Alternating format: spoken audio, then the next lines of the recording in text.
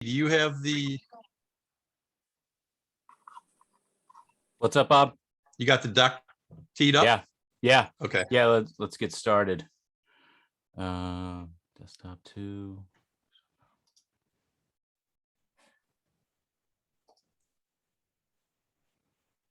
All right, can everybody see the Zoom? Yeah. Cool. And I'm gonna ask everyone, if you're not muted at this point, to mute up your computer. I want to start off by saying welcome to you all. My name's TC Owens, and I'm the new vice president of the Twin Tiers 5 Rivers chapter of Fly Fishers International. And on behalf of Kirk Klingensmith, the president, and the rest of the board of directors here, just want to welcome you all tonight and say thank you to Karl Weixlmann, who's going to be talking with us for the next couple hours about everything there is to know about steelheading in the Erie Tribs. Karl Weixlmann is a fly fishing guide from Erie, Pennsylvania, who has guided for well over 2 decades. Karl grew up in Buffalo. See that gray hair? Look at that gray hair, boys. Fishing the Great Lakes tributaries, and has fished Naples and Catherine Creek in his youth. Karl is mainly known as a steelhead specialist, though he's an excellent smallmouth and pike guide as well. Karl's authored 2 books. Great Lakes Steelhead, Salmon and Trout, Essential Techniques for Fly Fishing the Tributaries, and Keystone Fly Fishing, the Ultimate Guide to Pennsylvania's Best Waters.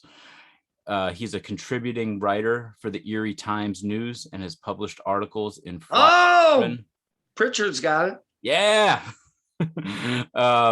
Pennsylvania Angler and Outdoor Territory magazines. And he's got a new article in Fly Fisherman this month. And you've got a 3rd book on the way, right, Karl?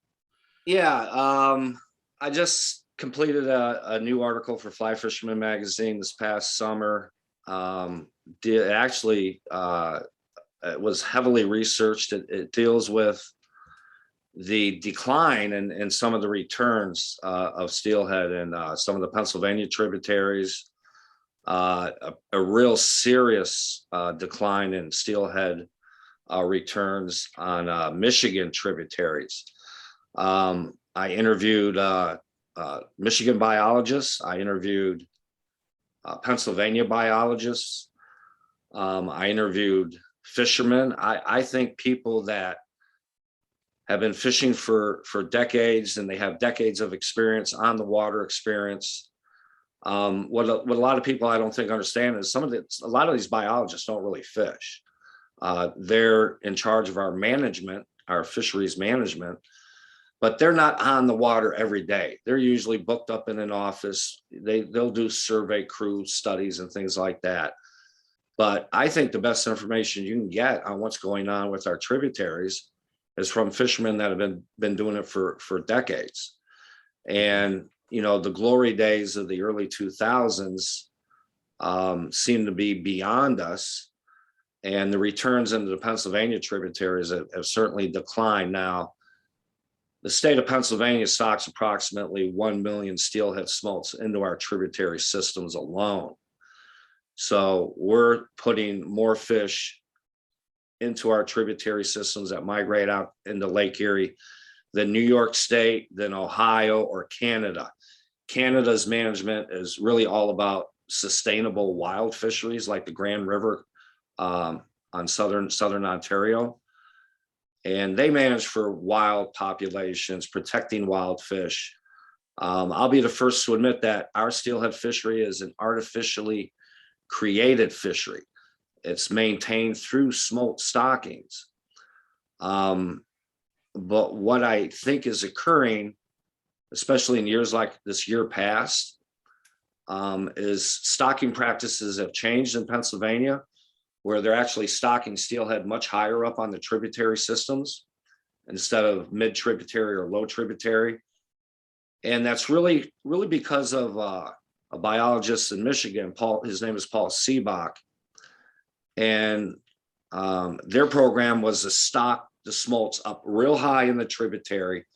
That way the smolts imprint on that particular tributary system, and to stock large smolts, 6 inches long or better, to reduce predation when they reach the lake.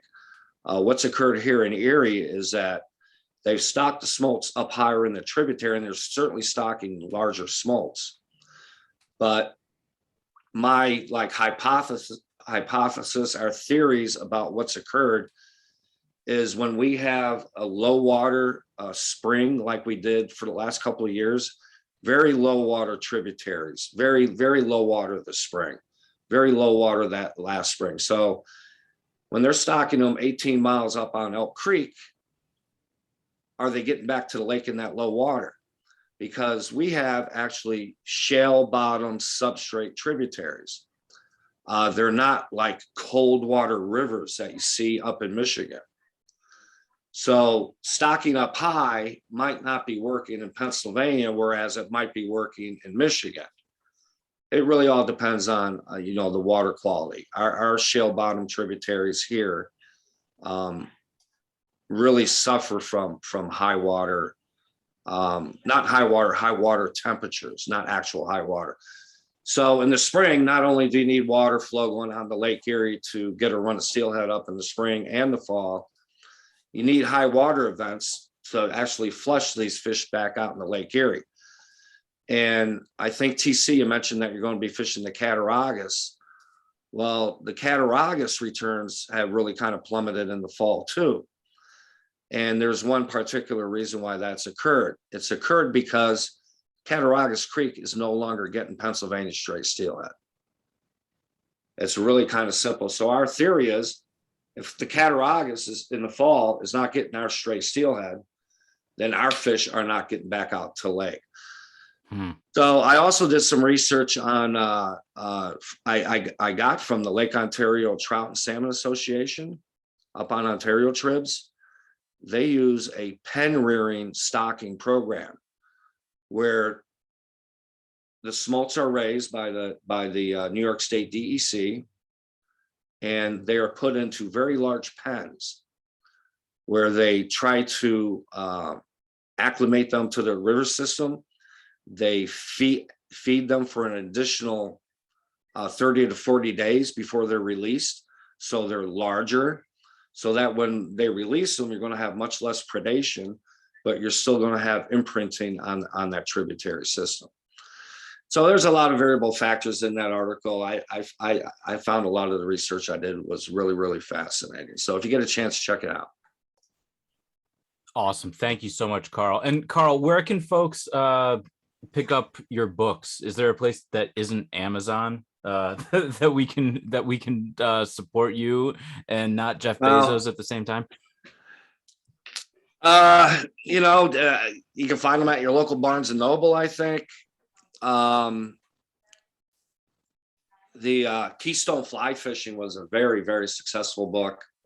My first book was really here's a simple way to learn these techniques, and if you implement what I write about and kind of follow the instructions within that book, it's a great get started book, get started steelhead fishing book. It's pretty simple. I keep things kind of simple.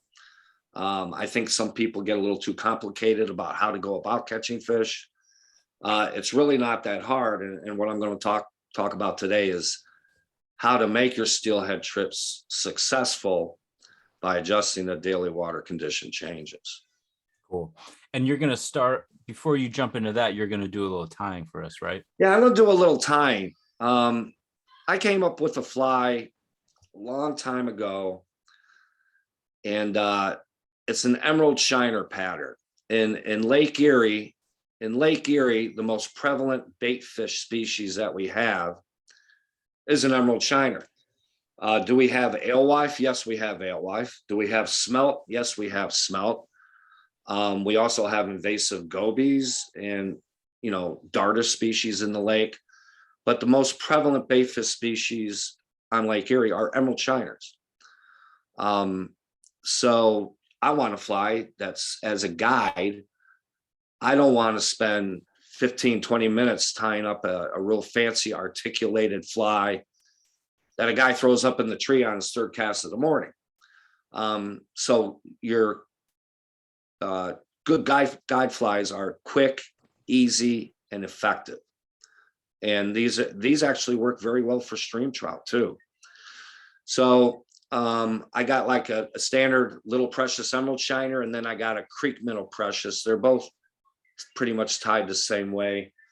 I start off with an 8 or a 10 long shank streamer hook.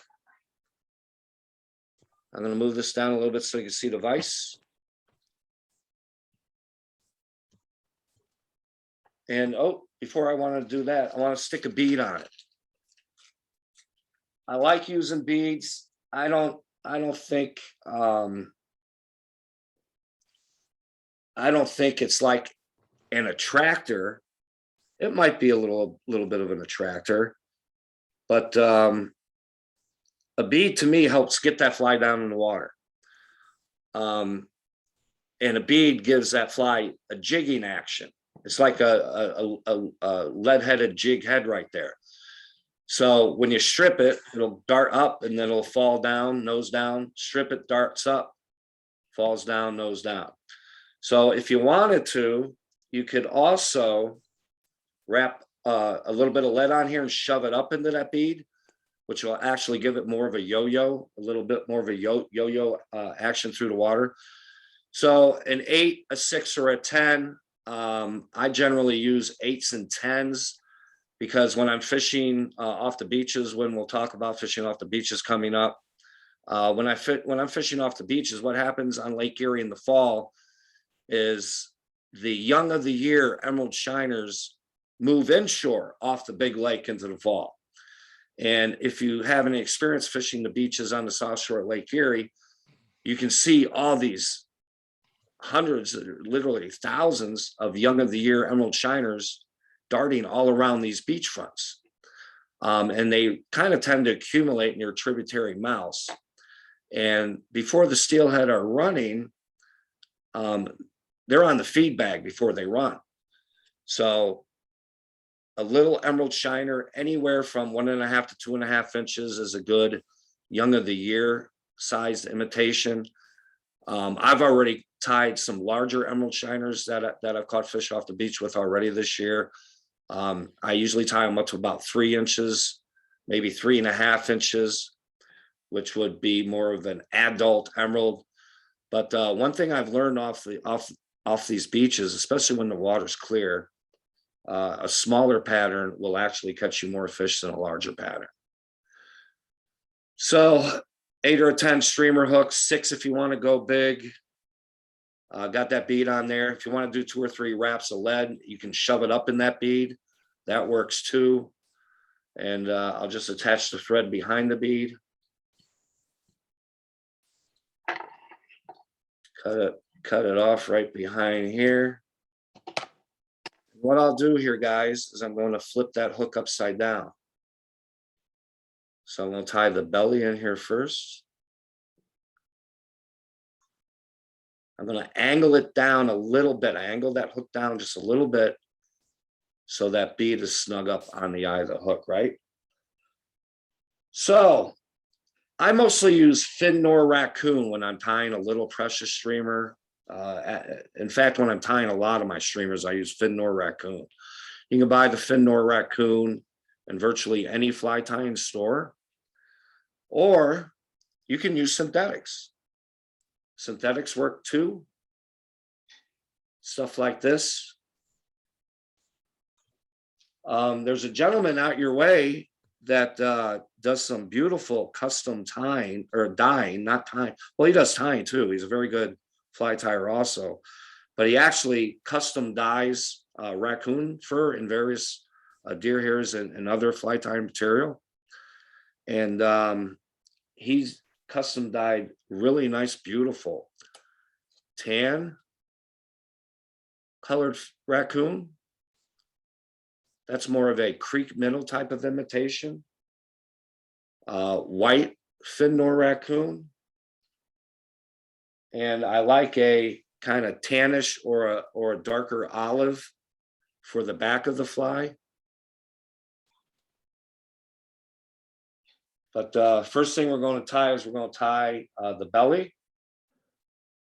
So what I do is if you have strips of fin nor raccoon, you cut off a piece. I like the hair to go a little bit beyond the hook shank. So I'm going to cut me off a piece right here.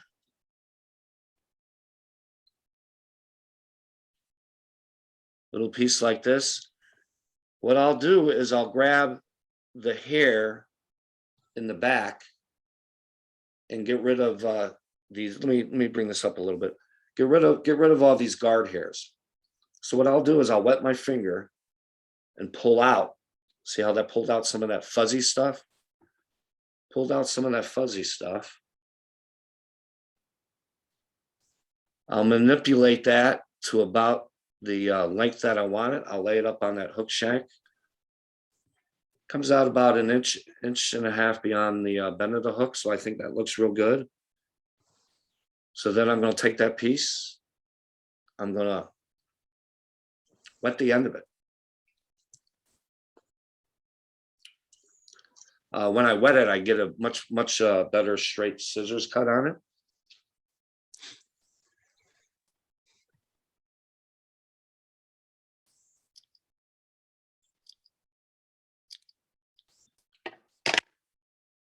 And Carl, that's white fin nor you're using there for the belly? Yep. Cool. So that's about right where I want it. I'm going to lay it right on. I'm going to wet it again. Make sure I got a nice clean cut, nice straight clean cut. If there's a hair going haywire, I'll take it off. And I'll lay it right behind the bead. Go slow over it and then crank down. I'll manipulate where it is on the hook with my forefinger.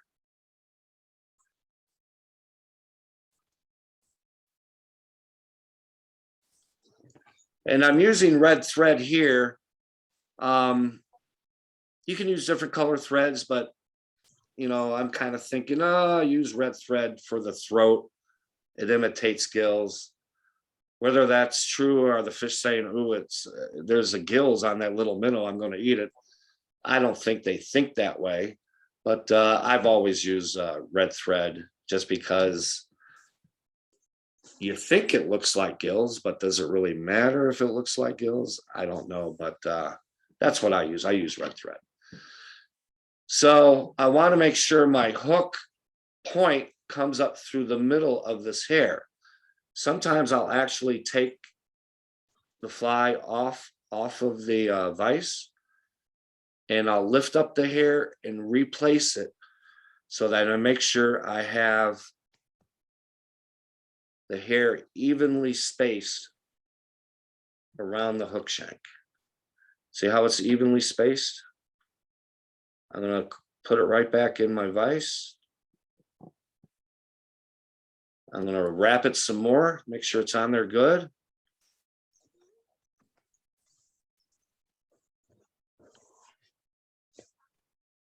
I'm going to take it right out of the vise now and flip it. When you look at it like this, you can see that the hair is evenly divided around the hook point. So then I'm going to stick it right back in the vise.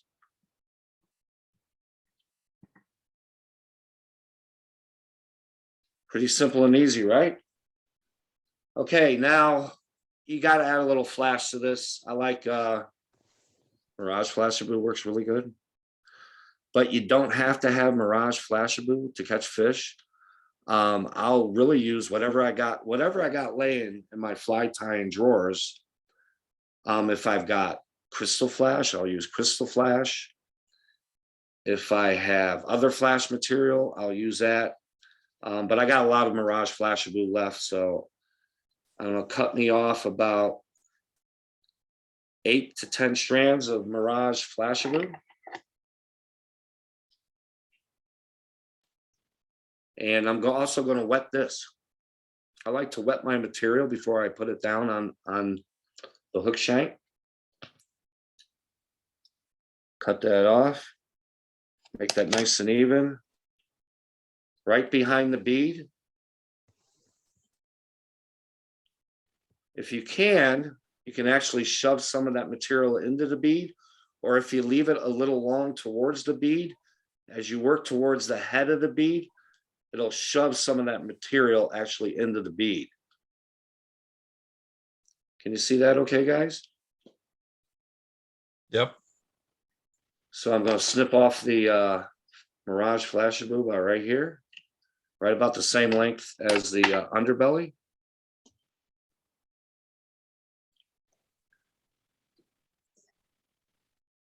Now all you have to do is top it with a different color.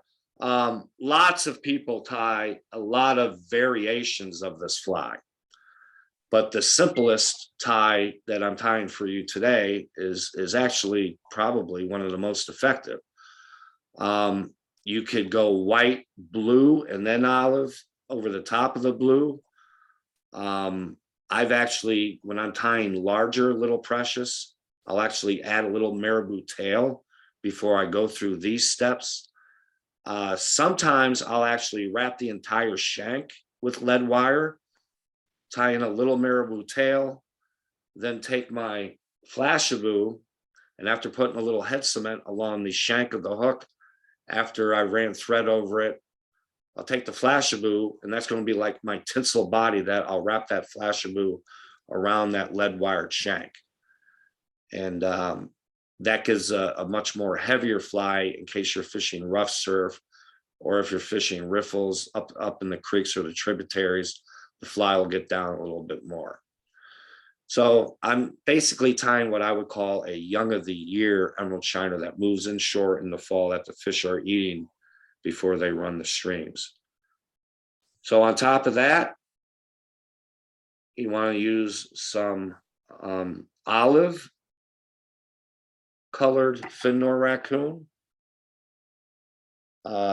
This piece that I have here, I actually got a lot of my raccoon for the past year from a gentleman out your way by the name of Colin Nash.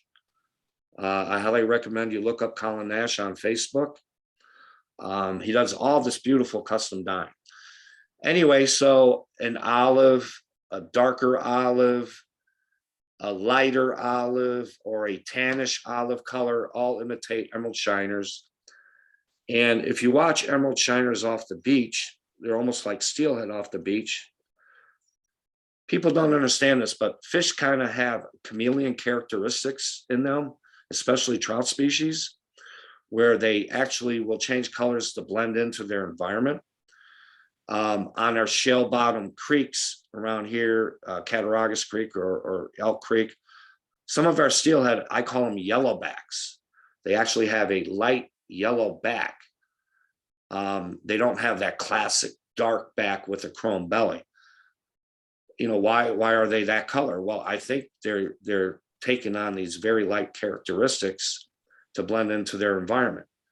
Like later in the season, the fish will certainly get darker as they run up the streams. But when they come in early, they're real bright. They're chrome, snow white bellies. They're just gorgeous fish. So I'm laying this on top of there. I want that wing right about the same length.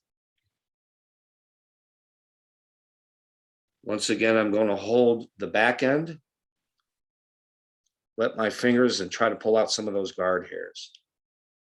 Some of that fuzzy stuff. That looks pretty good. I'm going to wet it again.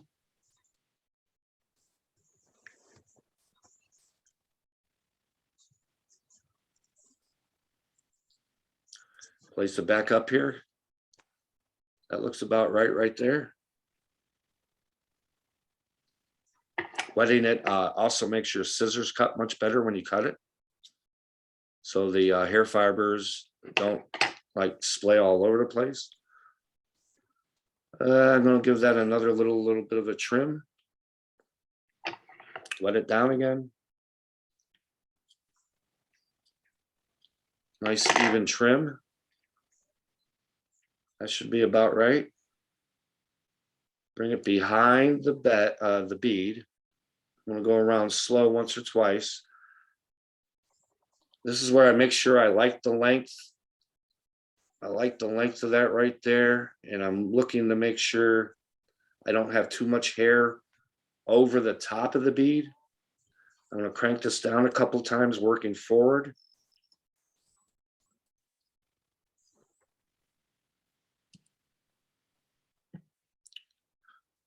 You're almost tying like a little jig, don't you think, guys? It's almost like tying a little jig, except I'm not using marabou. Yeah. Now, a lot of guys like to use whip finishes, right?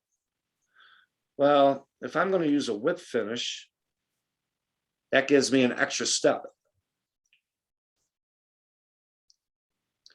That gives me an extra step to tying a fly. I got to crank out a lot of flies. I'm not one of those guides that says, oh, you lost the fly, you owe me $1.75. No, I want people to use my flies. My flies catch a lot of fish. So another step would be using a whip finisher, right? I don't use a whip finisher. I use my fingers. I run my thread right around my finger. I go 1, I go 2, and I drop that loop right behind the bead, run that loop over the hook, and then crank it down. Can you see that? Yeah. Want me to do that again? Yeah. That thread's a little wide, so I'm spinning it. You can't tell I'm spinning it, but I'm actually spinning my bobbin. 1, 2.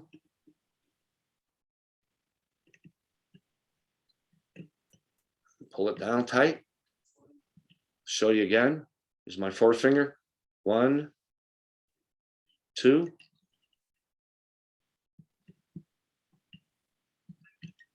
Cool trick. Yeah, that's awesome. Saves me time. Time is money, right, fellas? Absolutely. Carl, those are brass beads you're using? You ever use tungsten? Oh, sure. Yeah, I have bags of beads all over the place. Bags of beads all over the place. Tungsten beads, sure. I use a lot of tungsten beads. I don't think it's an absolute necessity to have a tungsten bead. I catch plenty of fish with the plain old brass bead. If I were fishing maybe deep, fast water, I'll carry some tungsten bead streamers in my box. And if I'm fishing like deep, fast water, yeah, I'll go to tungsten. But believe it or not, and people don't realize this, that most of our Lake Erie shorelines are relatively shallow. You know how shallow I saw steelhead this morning? Oh, Ankle deep. Wow. I saw fish ankle deep, guys, this morning. That's pretty Ankle cool. deep. When you see them cruising along the beaches and you see them ankle deep, it's like sight casting the bonefish on a Florida flat, except you're on a big freshwater ocean. And the problem with steelhead is they don't sit still. Does the color of the bead make a difference? Is that gold? I don't think it makes a damn bit of difference. I've used silver. I've used tungsten silver. I've used brass. I've used copper.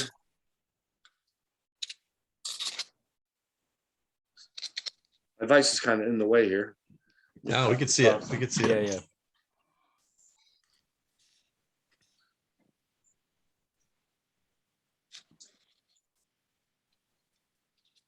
Mm-hmm. Nice. Yeah. You can see the darker and the lighter olives. Yeah, I mean, I like trying different colors. I mean, basically, you're imitating an emerald shiner. But what I've noticed over the years is, do emerald shiners, will they migrate up our tributaries? Absolutely. I've seen big schools of emerald shiners migrating up into our tributaries. That I think happens more in the fall, or excuse me, more in the spring. You'll see them migrate up into the tributary. I don't see it too much in the fall. So if you're fishing up higher in our tributary systems, take a look at the creeks or the minnows in the tributary system. The minnows in the tributary system are actually more of a tan color. So I like to play around with different colors, but you know, the bottom line is, guys, they all work. And that's what counts. Quick, easy, fast.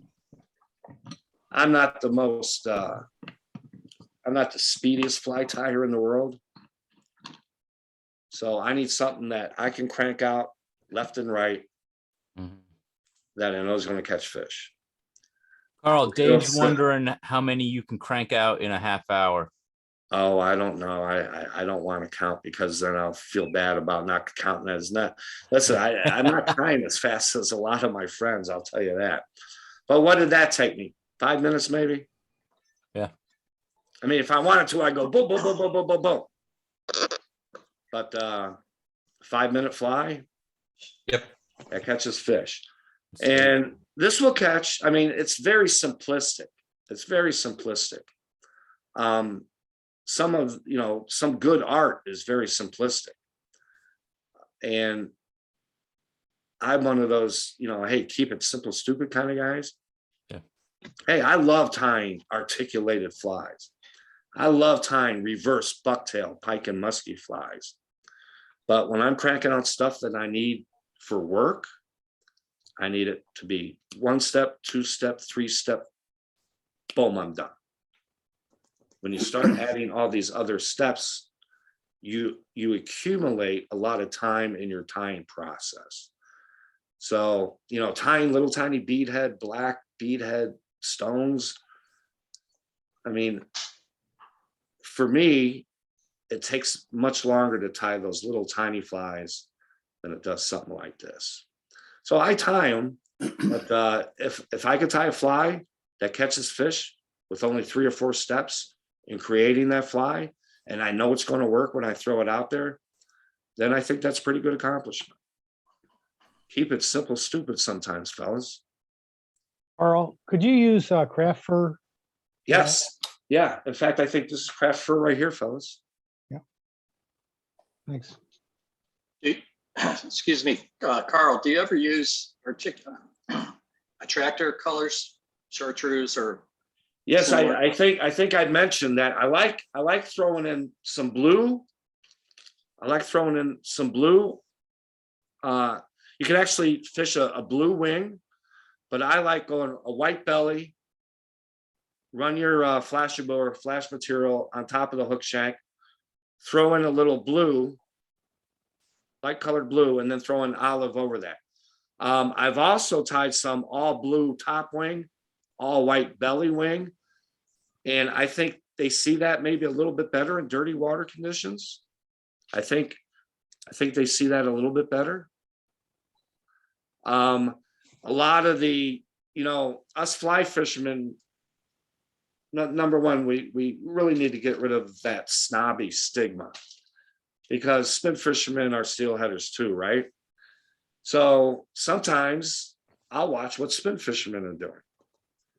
The number one lure when you're fishing Lake Erie from the beach, the number one lure that guys are throwing out there that's catching the most steelhead is a blue and silver little Cleo spoon. So a blue and white and flashy precious, does it work? Heck yeah, it works. I normally don't get into chartreuse. That's a great dirty water color. Chartreuse is probably one of the better colors you can use in dirty water. In fact, I know for a fact it's probably one of the better waters you can use in dirty water. But if I'm fishing dirty water, I like all black too. But I currently don't have any tied with a chartreuse wing, but yeah, that shouldn't stop you from trying to do it.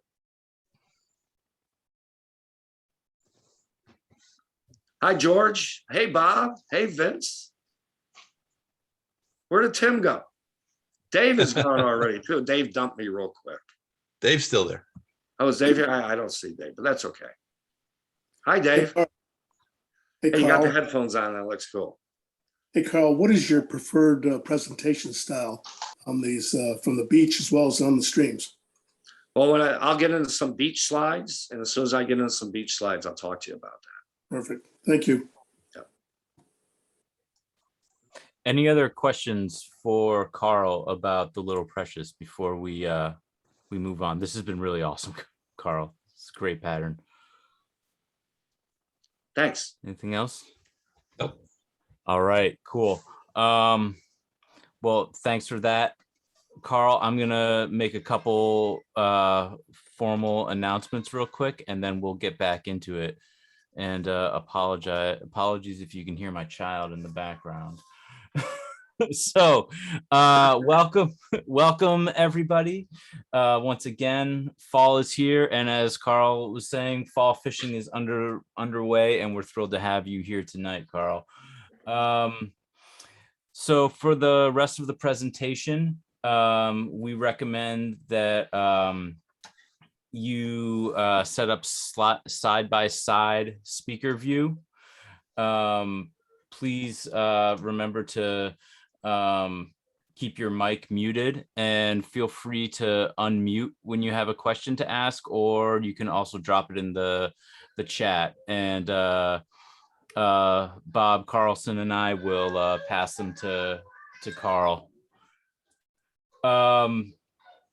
We're recording tonight, and we will make this recording available on YouTube and Facebook. So for all those folks that were planning on plugging in through Facebook tonight, we're not there because Facebook was down today, but this presentation will still be there. So all the folks at PA Steelhead Association that we weren't able to back up. Is it nice?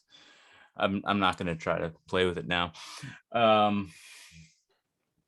But yeah, it'll be there, and we'll make sure that Carl and everyone gets a link to share it with your club as well.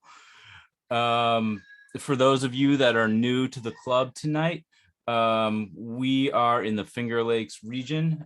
We have a 72 member club, and our monthly program meetings are the first Monday of every month at 6:30.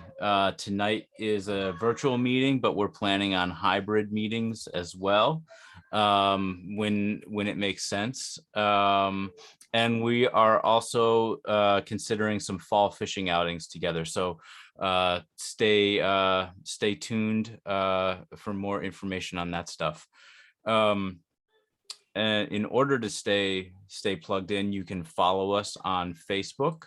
Look up Twin Tiers 5 Rivers chapter of Fly Fishers International, or you can sign up on our mailing list. We email once or twice a month, and that's at twintiersfff.org.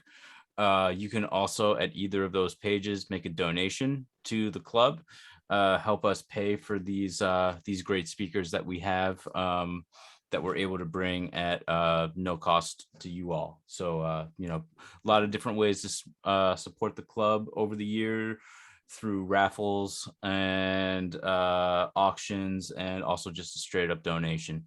We're 501c3 and it's deductible. So anything you can give, we're greatly appreciative of. Before we get started and I turn things back over to Carl, I just want to give a huge thank you to Bob Carlson. Bob has been our vice president at the club for 7 years, and he'll continue as the program director. So on behalf of Kirk, Bill, Bob, George, Jim, Vince, myself, and Dick and Mike and Matt, who are not on the call tonight, I want to present virtually this engraved fly box to you, Carlson. I'll have to get this to you sometime soon on a fishing outing. Thank you so much on behalf of all of us for all your years of service and your continued service to the club. You're welcome. And the sport. Yeah, you're welcome. Congratulations, Bob. Yeah, man. Thanks. It's great getting to know you. Yep. Great getting to be on. You guys are going to fill it up with flies before you give it to me, right? That's right. Yeah. So on that note, I'm going to kick this back to you, Carl. And okay, TC. Hey, you can't go live on Facebook at this point in time? I might try to figure it out, man. But I also don't want to crash the Zoom or anything like that. Oh, I got you. Okay, I understand. Yeah. Okay. we're going to talk about steelhead fishing and what I think is the most important thing to successful steelhead fishing. To me, it's all about reacting to daily water condition changes. How do you react to daily water condition changes? Well, there's a lot of different ways that you can react to this. When you live on Lake Erie, the weather is highly unpredictable. The weather is highly unpredictable throughout the entire Great Lakes region, right? So you react to these changes with either a tributary choice, a technique, or a fly pattern that you're going to use that day. These changes throughout all of the seasons, I'm talking our fall season, our winter season, and our spring season, all of these seasons affect a steelhead's behavior. Where are they going to be located when you go fishing? One of the big problems with steelhead is they're migratory. They're migratory trout. They do not sit still. So where are they located within that tributary system? What techniques are you going to use on that particular day that you're fishing? What's going to work not only on that particular day that you're fishing, but in a variety of water conditions. So as a guide, I got guys that come in, they might fish 1, 2, or 3 days for steelhead a year. So adjusting to these daily water conditions, you got to be in the right place at the right time on that one particular day that they book you a year in advance. You got to take in all this information, all these tributary flows. What's the lake doing? Is it early season? Are the fish down low? Are the fish in the middle? Are the fish up high? What's their behavior when these water conditions change? When it goes from high to low and clear, or when it goes from low and clear to high and dirty? You have to factor in all of these things in order to have a successful day on that one particular day that the guy's going to be there. Well, he might not go steelhead fishing but once, twice, or 3 times a year. So it's really important for me as a guide to try to take all of this information, put it together so that I can have a successful trip. Next slide, please. So let's start the season off on the beach. Catching a steelhead off the beach, guys, is my favorite steelhead to catch. Why do you think it's my favorite steelhead to catch? The reason why it's my favorite steelhead to catch is, number one, it kind of reminds me of my striper fishing days up in New England before I came back to Erie over 20 years ago. So the whole beach thing was my gig. I mean, that was my gig. I used to catch lots of stripers off the beaches up in New England. So I kind of adapted to what I did up there to here. More importantly, it's the freshest fish you're ever going to possibly catch. Fish are cruising up and down these beach fronts. They're trying to acclimate with a tributary outflow. You don't necessarily have to be near a tributary mouth to catch them, though. Wind pushes schools of steelhead up the beach, down the beach, out offshore, and then back inshore. But catching a steelhead off the beach is my favorite fish to catch, because when you hook a steelhead off the beach, the chances are it's going to be into your backing in about 5 seconds flat. In about 5 seconds flat, that fish is screaming for Canada. They're not in a confined tributary pool. They just go like a bat out of hell when you hook them up off the beach. So our first steelhead that we like catching around here are still, at least me personally, are steelhead off the beach. In fact, we have steelhead up our tributaries right now, but you know what? I want to go catch them off the beach anyway. Next slide, please. So we'll talk about conditions off the beach. What are the conditions off the beach? Well, on the south shore of Lake Erie, to get good conditions off the beach, you really want a south wind, a southerly wind. Almost all the southern shoreline of Lake Erie faces north, correct? So south winds create a calm lake shore. I'm not saying you can't catch them with a northerly wind or a northwest wind or a northeast wind, But you don't want those strong 10 to 20 mile an hour north winds, because then they're going to be throwing rollers up into the beaches. Now, my favorite conditions for fishing off the beach are when it's calm and when it's crystal clear and I can actually see the schools swimming around. I can actually watch the fish going back and forth. The nearest thing I can equate surf zone steelheading, it's kind of like casting to a school of bonefish on a Bahamian flat, only bonefish don't jump. Steelhead get in the backing just as quick, but bonefish don't jump. Steelhead will cartwheel all over Lake Erie. They'll get into your backing really, really quick. And if you've never attempted to catch a surf zone steelhead, I'd highly recommend you put your time into it. It's not always a sure thing. It's not always a given on every day through this early fall season. You got to wait for those right conditions. You got to wait for that water to clear up if there's a mud line from a front that moved through. And the ideal conditions for me in particular, because I like to watch them chase my fly and eat it in front of me, I like calm conditions, nice clear water. Makes casting a lot easier too. Hey, Carl, Yep. couple questions. Yeah. One was, what rod length and weight do you typically like to use when you're doing that? And I had another question too, which is it pretty much an early morning thing when it's bright and the water's crystal clear, or is it like all day? You can catch them all day. Really? You can catch steelhead all day off the beach. Now, Bob, obviously first light is the best. I mean, if you're on the beach at first light, you're going to get shots at fish right away. Mhm. It really all depends on lake temperature, but once that lake temperature gets around 65 or below, you can actually have steelhead cruising up and down these beaches all day long. I've had days where I didn't catch any in the morning. I went over to where I thought another tributary mouth might have some fish kind of acclimating, mingling around down there. And I've caught fish in the middle of the day many times off of Lake Erie beaches. Prime time, yes, prime time is first light, absolutely. Especially early year. It's already going on right now. We've already had we got runs up Elk Creek already. There was 200 fish below the falls on 16 Mile Creek this morning. Those fish have already ran with that last precipitation event.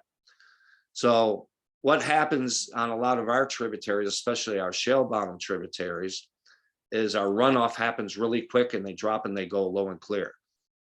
When they go low and clear, people can see the fish get really pressured. I'm going to talk to you about how to catch those low clear water steelhead in the tributary in a minute or two.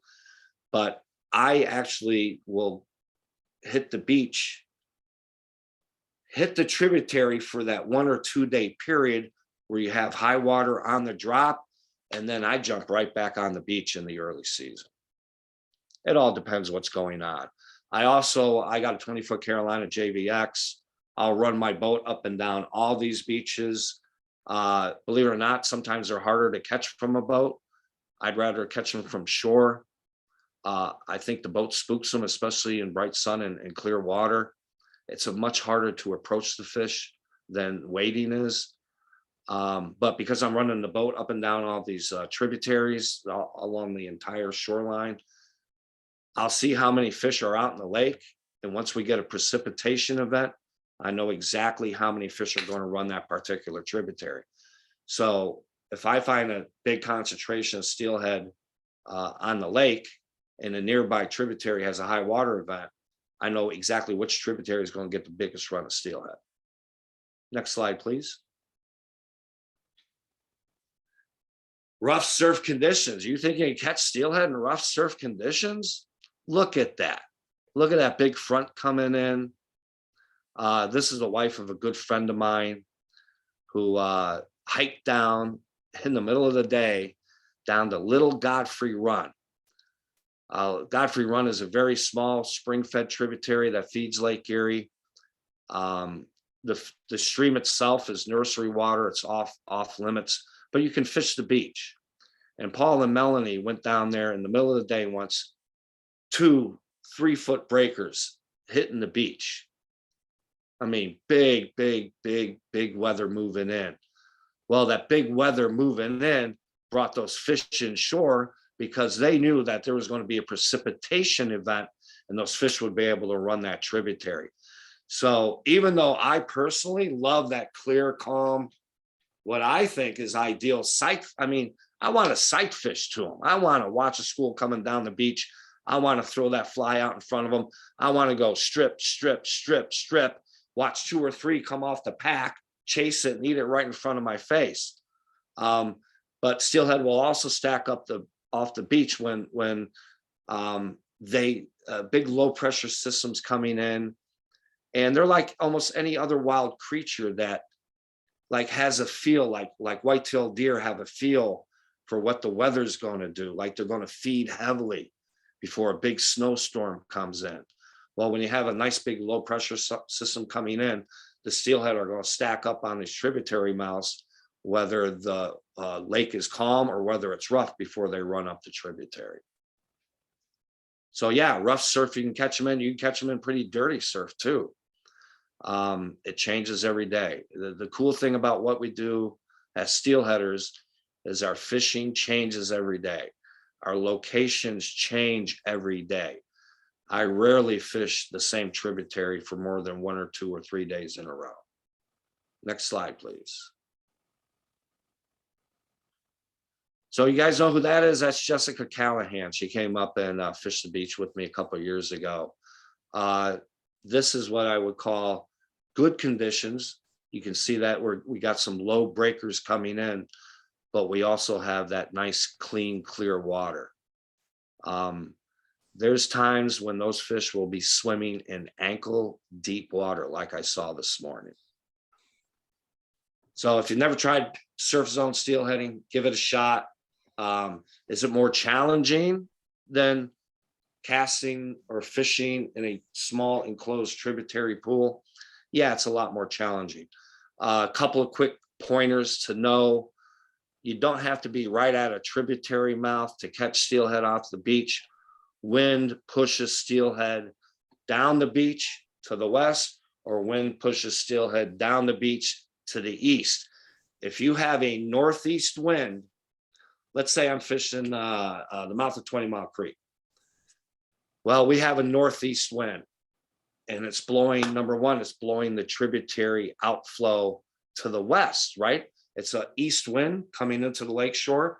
It's blowing tributary flow to the west. On a west wind, it's blowing tributary flow to the east. So you don't have to necessarily be at the tributary mouth, although sometimes you want to be right there. You don't have to be standing right next to a tributary mouth to catch them. You can hike down that beach a half mile and find fish that nobody even knows exist. So wind direction directly affects location of steelhead off the beaches. Simple thing to remember: east wind, they're going to be somewhere to the west. Actually, west is this way, guys. East wind, look to the west. West wind, look to the east. Next slide. Karl, a couple more quick questions. Yeah. Is there any beach fly fishing at the mouth of the Cat? No, the Cat's all, slow and dead water. So not so good there. I know guys that will like go down there and throw spoons and stuff like that, but I don't necessarily think it's really good fly water down there. Got it. And can you got the Canada Way, the mouth of Canada Way, the mouth of Chautauqua, the mouth of 18 Mile. Those are places you might want to look at. There's some small little creeks that go into the lake in Orchard Park, New York, that I know steelhead run. I actually never fished those beaches up there. Yep. But most of Pennsylvania's beaches are very, very fishable. They're very easy to wade. The water's not necessarily that deep. You can get by on a floating fly line. It's not a problem. Techniques to use off the beach: stripping a little precious fly like this one ate.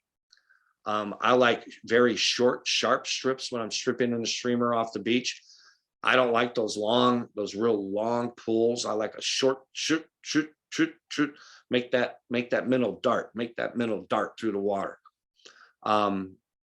Here's another technique a lot of people don't think about off the beach is when steelhead are trying to like acclimate to a tributary, they'll come into shore, they'll swim back out. It's like they come in, they like start sniffing around. They're like sniffing around, Bob. Well, where's that tributary mouth? I got to find out where that tributary mouth is. Is there any flow coming out of that tributary mouth that I need to sniff around and find out where I need to run up into it? So they come in, they'll go back out, and they kind of, and I've seen this from my boat, and I've witnessed it from wading. They circulate around these tributary mouths. They come in, they sniff around, they go back out, they circle around, depending upon the wind, circle around, come back in, sniff around, and go back out again. And a lot of times, you really should be patient and just look and look and look and look. I've made the mistake more than once of wading out waist deep, chest deep in the Lake Erie, find a nice big boulder. I used to have this big boulder I love standing on out on the east side of town. And I'd be out there, double hauling a fly line. And I look really good out here, double hauling this fly line out there. And a guy who's become a friend, an old gentleman named Ray Bouch. I'm out on this boulder, bombing out there, stripping in a big white streamer. And I got fish chasing it in, but they won't eat it. And I hear this splashing behind me. And I turn around and I look over there, and there's Ray. Ray, I believe, is probably 82 now. There's Ray over there, catches steelhead behind me. Behind me. I'm chest deep, he's whacking them behind me. So I wade out of the lake and I say, Ray, what am I doing wrong here? I got them chasing. I got them chasing really good, but I can't get them to eat. And I hear you hooking them, and I hear you hooking them behind me. I said, well, Carl, number one, you really shouldn't wade out chest deep off of a beach if they're going to be swimming so close to shore that you can poke them with the fly rod tip. Now, remember, I told you I saw fish in ankle deep water this morning. And he also taught me to scale down the size of my fly. Remember, I talked to you about the size of the little precious, how those young of the year emerald shiners migrate inshore in the fall. I finally put on a little size 10 olive woolly bugger and caught a fish that day. But those old timers, they know what they're doing, and you ought to pay attention to them. I should have started paying attention to them a little bit more often a long time ago. So clear water, small, sparse, little precious. Olive woolly buggers work good off the beach. White woolly buggers work good off the beach. Black woolly buggers look good off the beach. But I think if you want to quote unquote match the hatch, young of the year emerald shiner, I think, is what you want to imitate. Next slide, please.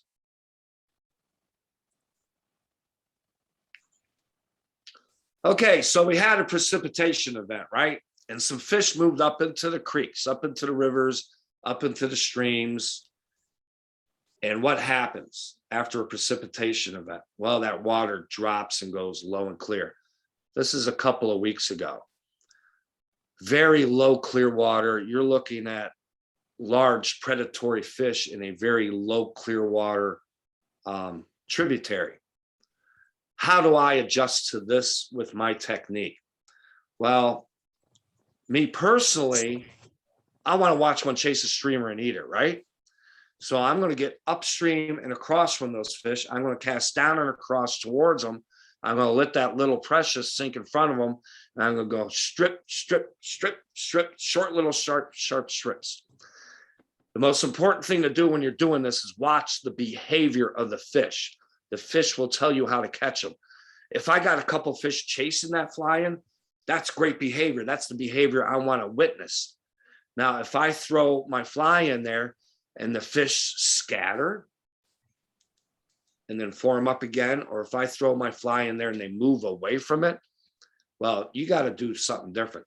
But generally, fresh run steelhead right out of Lake Erie, if they haven't received a lot of fishing pressure, they will normally respond rather well to a strip streamer early in the season because they were just chowing down on emerald shiners before they ran up into that tributary.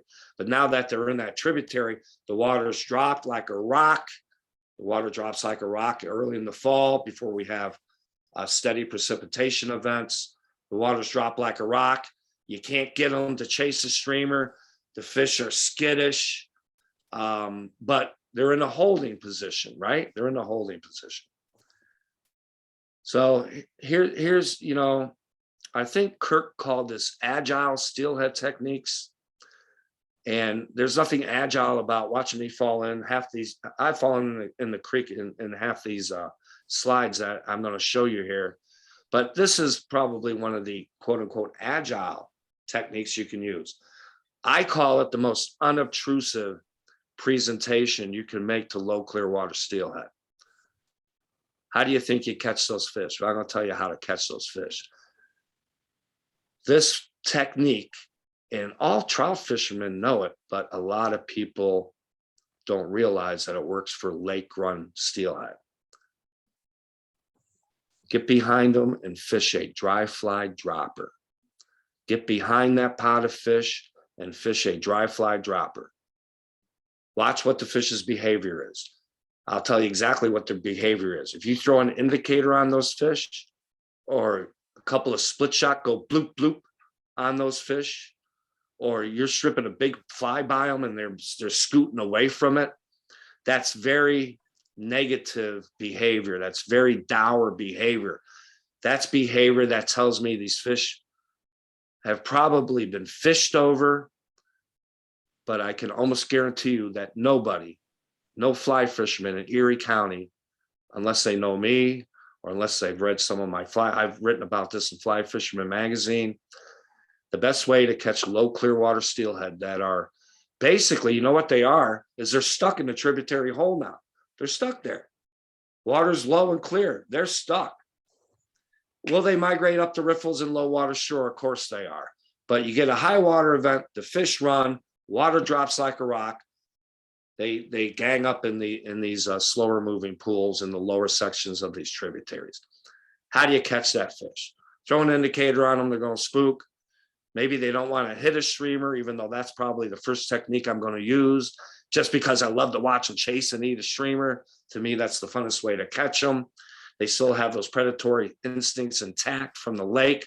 But if that doesn't work, I get behind those fish and I fish them up and across, just like you would stream trout with a dry fly dropper. Think about it. A dry fly landing on the water in low clear water steelhead, it's the most unobtrusive presentation you can make to, number one, low water fish, number two, pressured fish.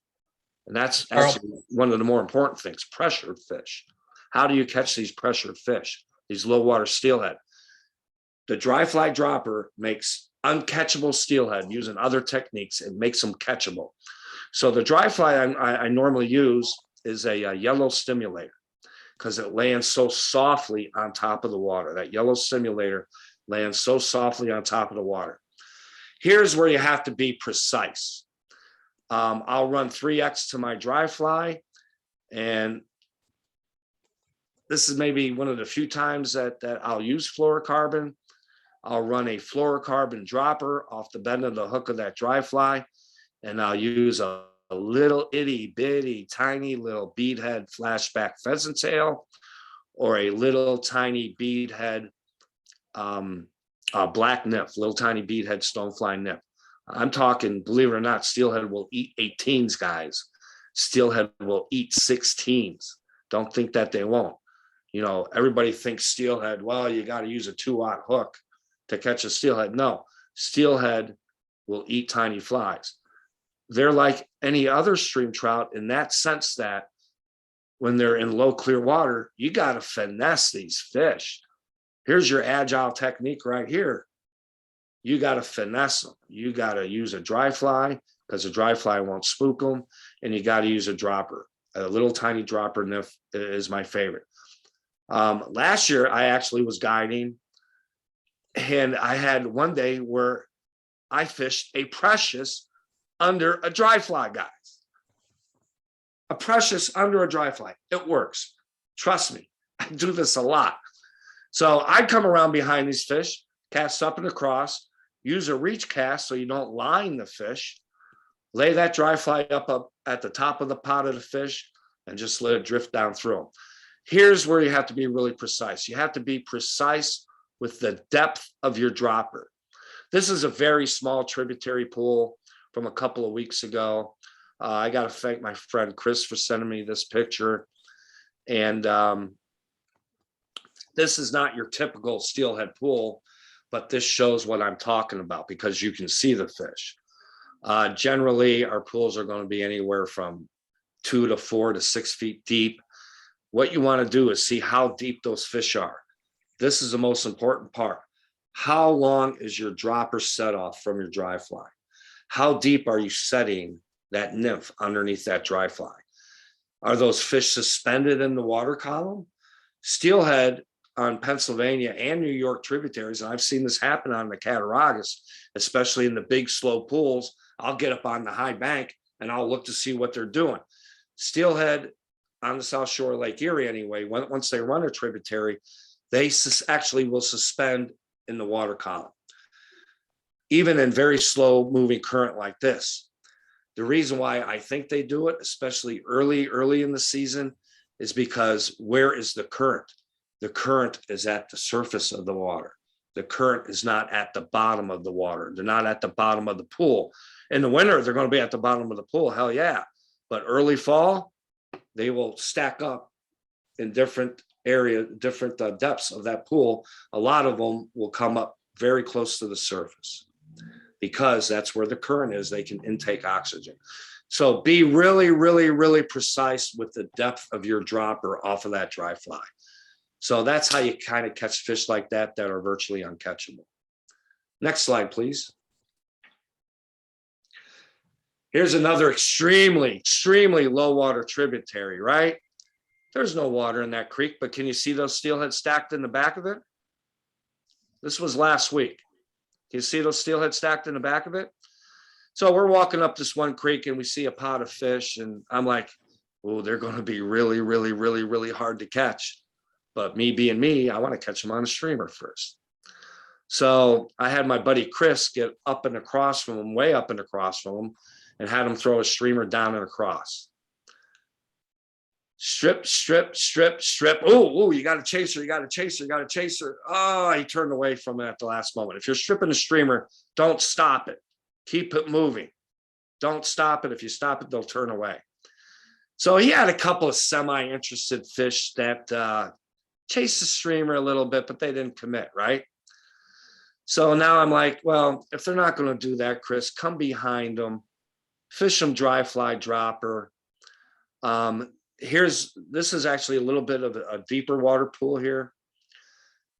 So I rigged Chris up, Chris Fatika. He's our treasurer of the Pennsylvania Steelhead Association. I was with on this day. And I'm like, okay, Chris, they won't eat that streamer. Come behind them with the dry fly dropper. I rigged them up with a yellow stimulator. I set my depth at, say about 2.5 feet. The fish weren't really suspended. They were kind of holding near the bottom. Had them come up, had them throw up and across, drifted right through the fish. Nice drift, Chris. Drifted right through the fish again. Nice drift, Chris. Drifted right through them again. Nice drift, Chris. No takes. I'm like, I don't think we have our depth right. So on his first nymph dropper, I added another dropper to that dropper nymph. I went down another foot. I tied on a size 18 flashback pheasant tail nymph.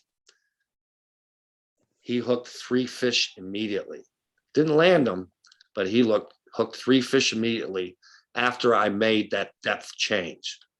So your dropper depth is the most important thing when you're dry fly dropper and steelhead in a low clear water tributary. Next slide, guys.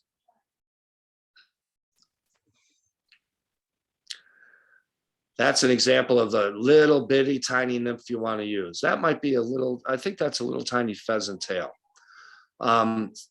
14s, I actually think are a little bit on the large size for that, extreme low clear water.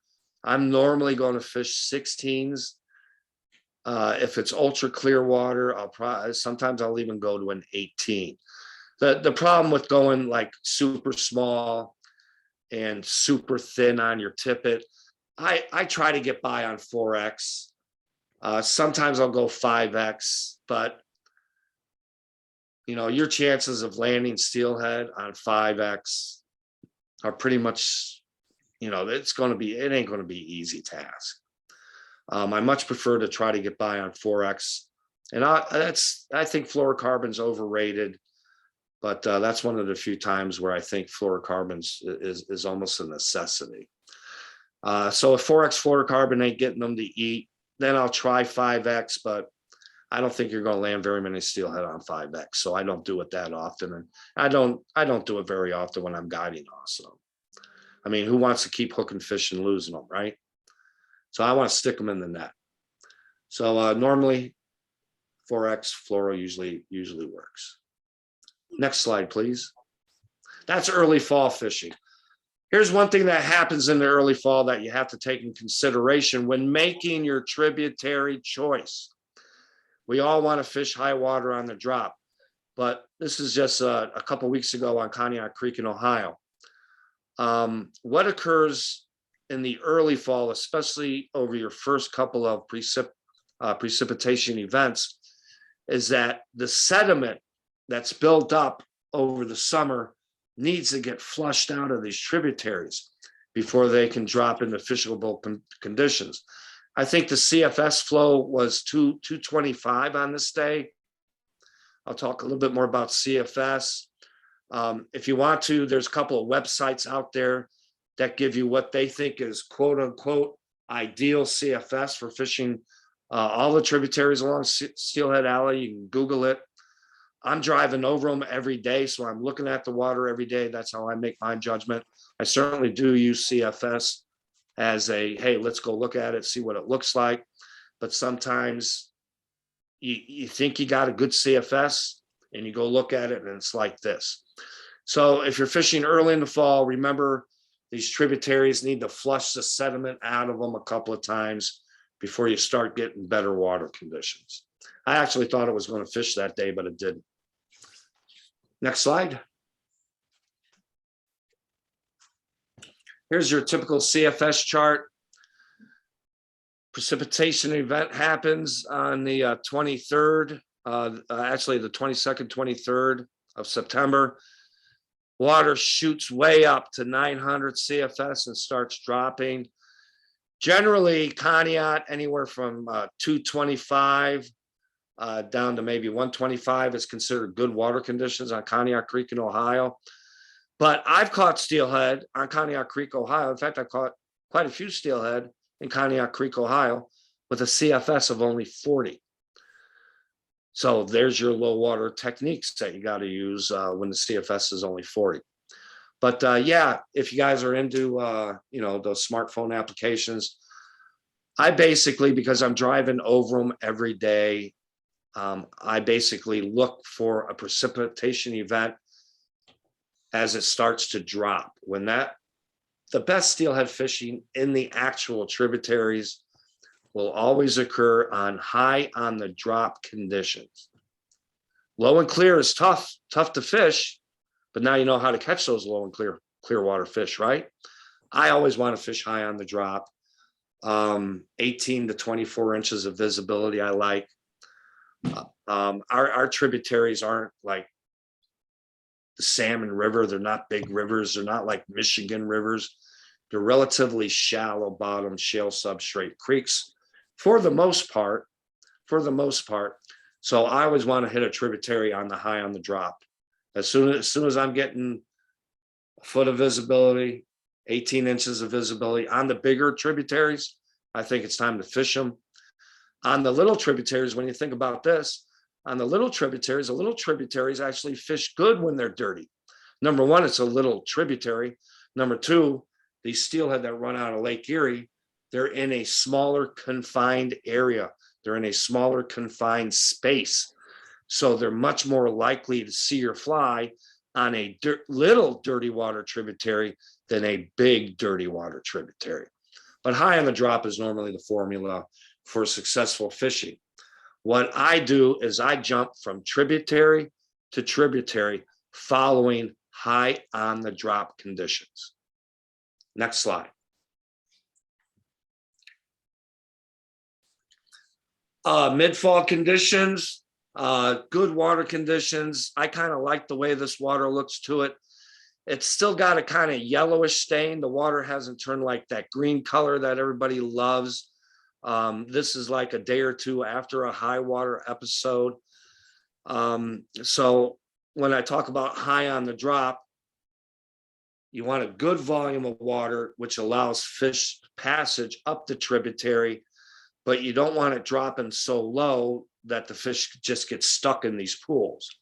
When it's high on the drop, you can find fish in the riffles. You can find fish on back eddies.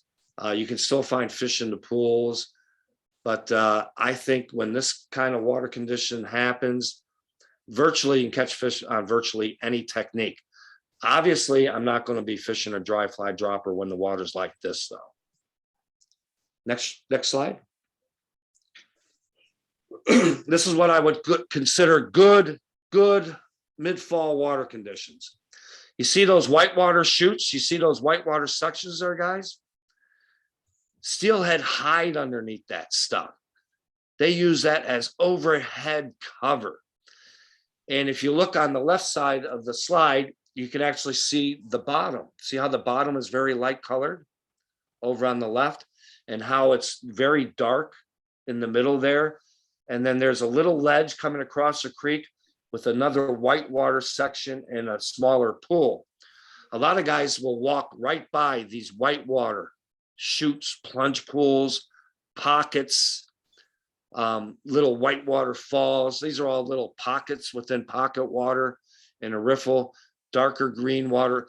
The obvious place that you think steelhead are going to be sitting is in that darker green water, kind of in the middle front of the photograph right here in front of the slide. But don't pass up these whitewater little chutes, these whitewater little pockets. Steelhead, as they migrate up the tributaries, they use that whitewater as overhead cover, and they'll lay right behind that stuff. Hey, a couple of questions, Carl. Yeah. Are you, I think I know the answer, but are you sight fishing at all for these fish? In conditions like this, absolutely not. Okay. That's all reading the water. That's all reading the water. But there are times where you can see there's fish in pools and. Yes, absolutely. Absolutely. On this particular day, we fished everything blind. Yep. Yeah, we fished everything blind. That is real close to being ideal water conditions on a small Lake Erie tributary. That's not a very big tributary. That's 20 Mile Creek, but that's close to being ideal. The whitewater tells you that there's good flow. The whitewater tells you that it's good flow. The dark green water tells you that, ooh, you got some good deep holding water there. And plus you got all those beautiful whitewater pockets to fish on your way up the stream. That's what I consider really good mid-fall water conditions. Often you can see tails right behind that whitewater if you look real close. Oh yes, I've seen more than one tail sticking out of whitewater. In fact, I've had many days up on the Cat. You see this ledge coming across about a quarter of the way, halfway up the slide here. See that ledge that comes across? Cattaraugus has a lot of ledges that come across it like that. And I've walked up on a couple of ledges like that with whitewater. See how there's whitewater all below that ledge? Mm-hmm. And seen many a tail sitting waving behind all that whitewater. Yeah, they get right up underneath that stuff. It's overhead cover. You know, there's not a lot of structure. Our tributaries don't have a lot of structure in the form of log jams, things of that nature. Whitewater is actually a form of structure on our tributaries. It's overhead cover. The fish know that they get up underneath it and they're not going to be seen. Absolutely. Next slide, please. Hey, Carl, I have a question before we jump to the next slide. Yeah. So when you have that kind of coverage, how do you want to present your fly? Like, do you want to throw it upstream and let it drift down into that? Or Yeah, this is what I would consider very good indicator nymphing water. This is really, really, really good. It's prime indicator nymphing water. You can indicator nymph all those whitewater plunges, all those whitewater pockets. You can indicator nymph that deep dark green slot over on the right-hand side of that pool. And below all that ledge white water down there, that's all real good indicator nymphing water. What I like, here's a thing I like to do when I'm indicator nymphing. A lot of trout fishermen don't look at it this way. A lot of trout books say, set your indicator 1.5 times the water depth, right? Right. Your standard trout book says that. I'm not saying that doesn't catch fish, but in fact, going a little deeper because this water's moving faster right here might work a little bit better. Do you guys know what a center pinner is? Oh, yeah. Okay, what does a pinner do? A pinner runs the best drift in the business, right? A pinner runs the best drag-free drift in the business. Hands down. No ifs, ands, or buts about it. And that's why they catch more. Yeah, you know what they do? What do? They're mostly fishing with the float, right? Yep. Yes. Feeding it downstream. Yep. What do they do? You know, the most important thing, people always want to know about fly pattern. I want to know about your terminal tackle setup. I don't look to see what's on the end of that guy's line. I look to see how his terminal tackle is set up. That to me is more important than fly selection. Let me see how your terminal, oh, you're doing really good down there. I don't care what fly you're using. Let me see your terminal tackle setup. So for years and years and years and years, I've been watching these pinners on the cat, right? What do they do with their terminal tackle? What's the one profound thing they do with their terminal tackle that fly fishermen don't do? Can you guess?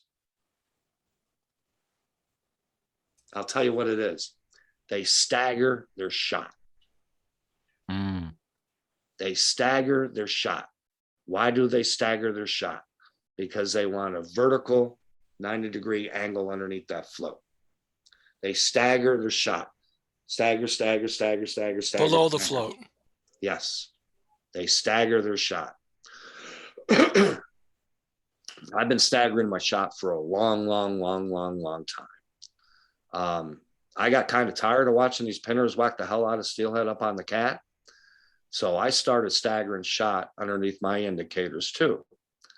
And in the deeper water pools where you have enough depth to do it, I think you're going to catch more fish doing it. In fact, I know you're going to catch more fish doing it. I know for a fact you're going to catch more fish doing it. In my first book, I talk a lot about staggering your shot and how fly fishermen don't do it. Standard fly fisherman setup. 1.5 times the water depth, right? Couple of shot down by the fly. That's it. They're not staggering shot. They're not going 90-degree angle drift. Pinners whack the hell out of fish because they run the best drag-free drift in the business and they stagger their shot. Staggering your shot also slows your drift. It slows your drift. It gives the fish time to see your fly and eat it. Next slide, please, guys. And they're also using egg sacs. Yeah, well, hell, I know some of them that do it with flies too. So when the water's up and running pretty good, you know, the easiest way to get a guy in the steelhead that's never done it before is the old indicator nymphing technique. I'm not big into the 1.5 times the foot, 1.5 times the depth of the pool that you're fishing. In the deeper pool, I'm going to stagger my shot. I'm going to stagger my shot at the head of the pool. See how this riffle dumps into the head of the pool where that water's moving fast? What's the prime holding position for a steelhead? Is in the bucket of a pool, right? In the front of the pool, the bucket dumping into that pool. Underneath that heavier water is a prime location for holding steelhead. So I definitely stagger shot at the head of these buckets, at the heads of these pools. I'm staggering my shot. Number one, the water's moving fast. Number two, I can't see the fish.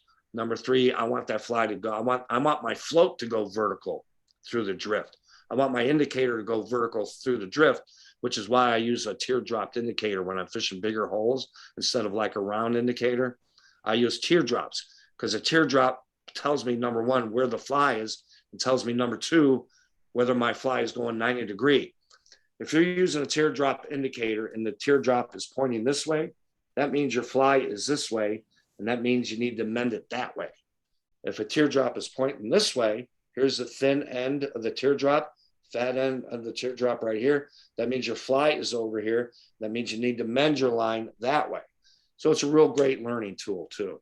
So, Is there like a sizing thing you recommend for teardrop? I see the teardrop things on the center pinners on the cats. Is there certain sizes we got to use? Do they gauge that I way? use all different sizes for every different, buy a bunch of them, buy a bunch of different sizes. One day you're going to hit the cat and it's real high water. Well, you got to add lead. You got to add lead to get down at the pool bucket. So you're going to need a bigger indicator to hold up that lead, right? Well, if the water's lower and it's clear and you don't need as much weight, then you're going to go smaller indicators. Well, technically the cat reservation, you can't use lead, but that's another story. That's true. You're right. So on that salmon river, they got the regulations within 4 feet, from the weight to the hook. How do you adjust that way? I haven't fished the salmon river in probably 20 years. Okay. Because, I'm on the DSR and there's regulations how far the weight it can be from the hook. So you can't have it too close, I guess. Yeah. Yeah, well, that's understandable. I mean, most people up there are line and fish anyway, right? Here's a tip on fishing. Here's a tip on fishing the Cattaraugus, or excuse me, the Salmon River. I haven't been up there in a very, very long time, but I mean, anybody who wants to catch, salmonid species goes up to the Salmon River. So here's what I do up there. You want to know how I catch salmon up there? Yes. I indicator nymph them, guys. I indicator nymph them. I'll tell you a little story here. I went up to the Outmar Bridge one year, and everybody's lined in the big pool above the bridge, right? It's surrounded. There's fishermen, and what are the fishermen doing? Well, they're using running lines and lead.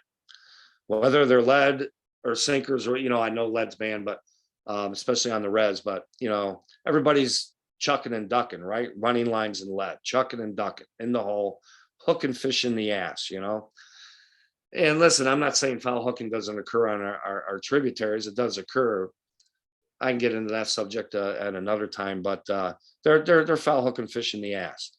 So I went up to the head where the river bent up to the right above the Outmar Bridge. And I wanted to catch a Skamania. I wanted to catch a Skamania steelhead because they had planted some Skamanias way back when. And I'm like, well, I got a real nice fast water bucket dumping in at the head of the Outmar pool. Everybody's down in the lower end of the big pool because that's where all the salmon are stacked, dour, stale, sitting there, unresponsive. Those fish ain't going to eat. I started indicator nymphing the bucket, dumping in right when it come around the bend there. And that's whitewater dumping in there, right? That's nice, deep, fast water dumping in there, right?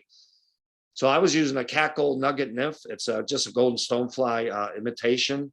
I think I was using probably, maybe an 8 or a 10.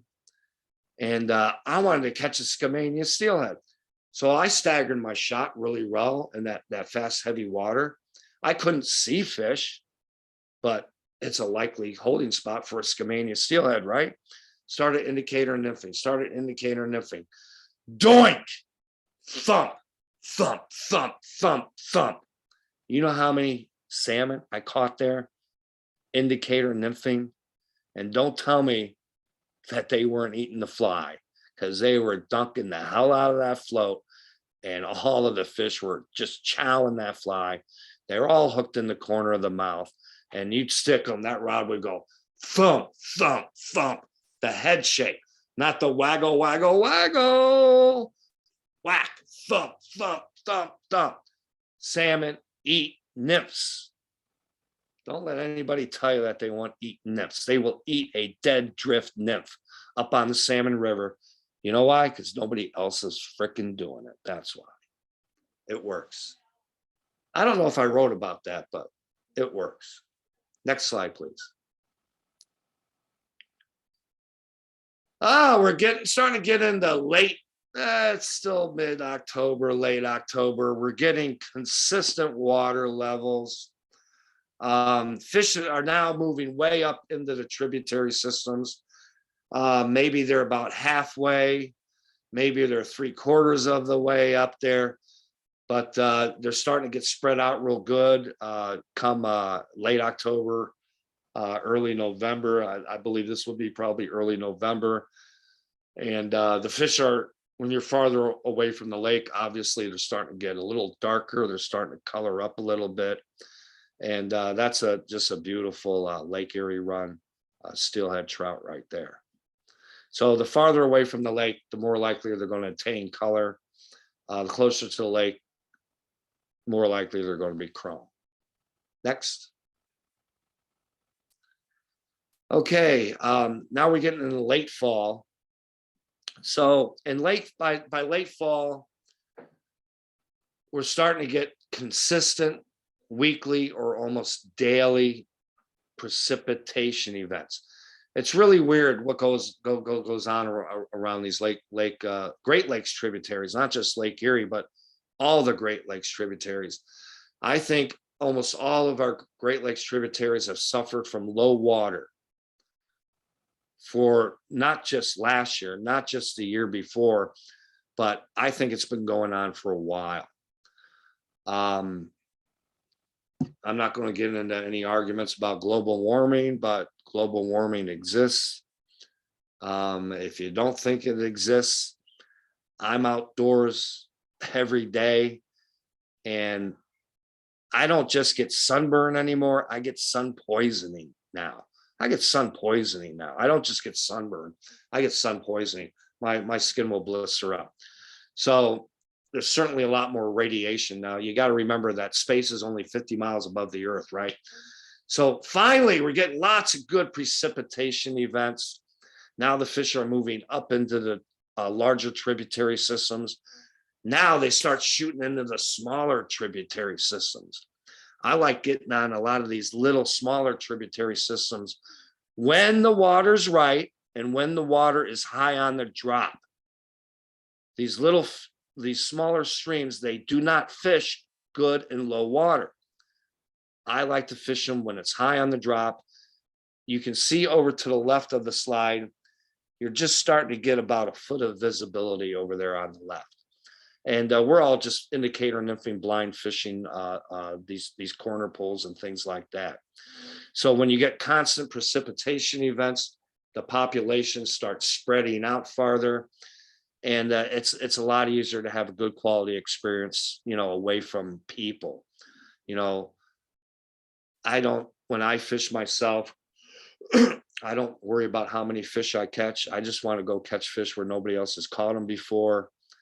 I like getting away from people, and sometimes these smaller tributaries, once they get good water, they can, really start to give you a pretty good quality experience away from the crowds.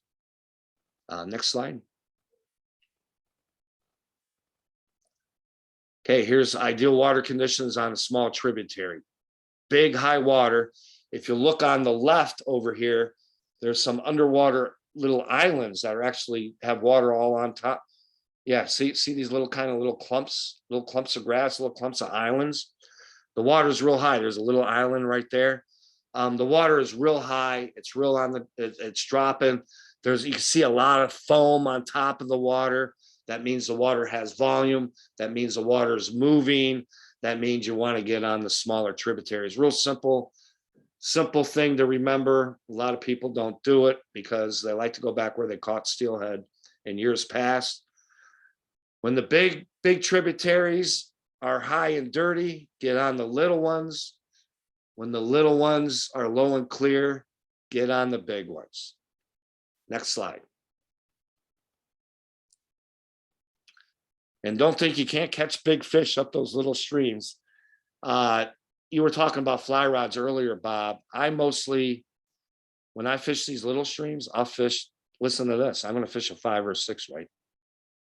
And don't tell me, I could show you video on my phone right now of a guy landing steelhead in probably 30 seconds on a 4 weight, You don't need a big stick on these little streams. Although these little streams can produce some really, really big fish. Number one, you want a 9-foot or shorter fly rod. 10-footer has no business on a little steelhead stream. Although on the larger tributaries, I much prefer a 10-foot long fly rod. If I'm fishing the beach, I'm fishing a 10-footer. I mostly fish 6 weights or 7 weights.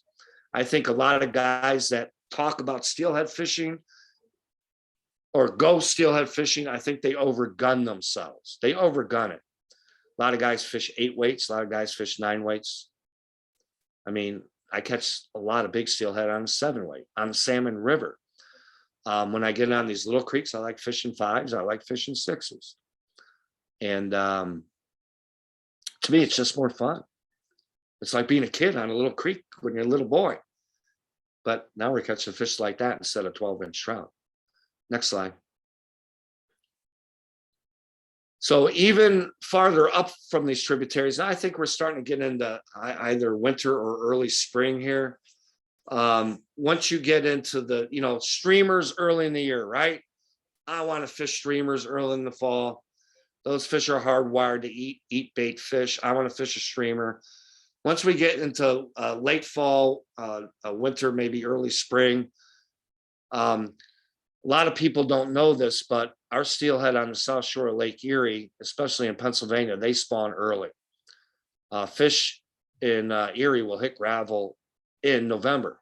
It's not unusual for me to see steelhead spawning in late October or early November.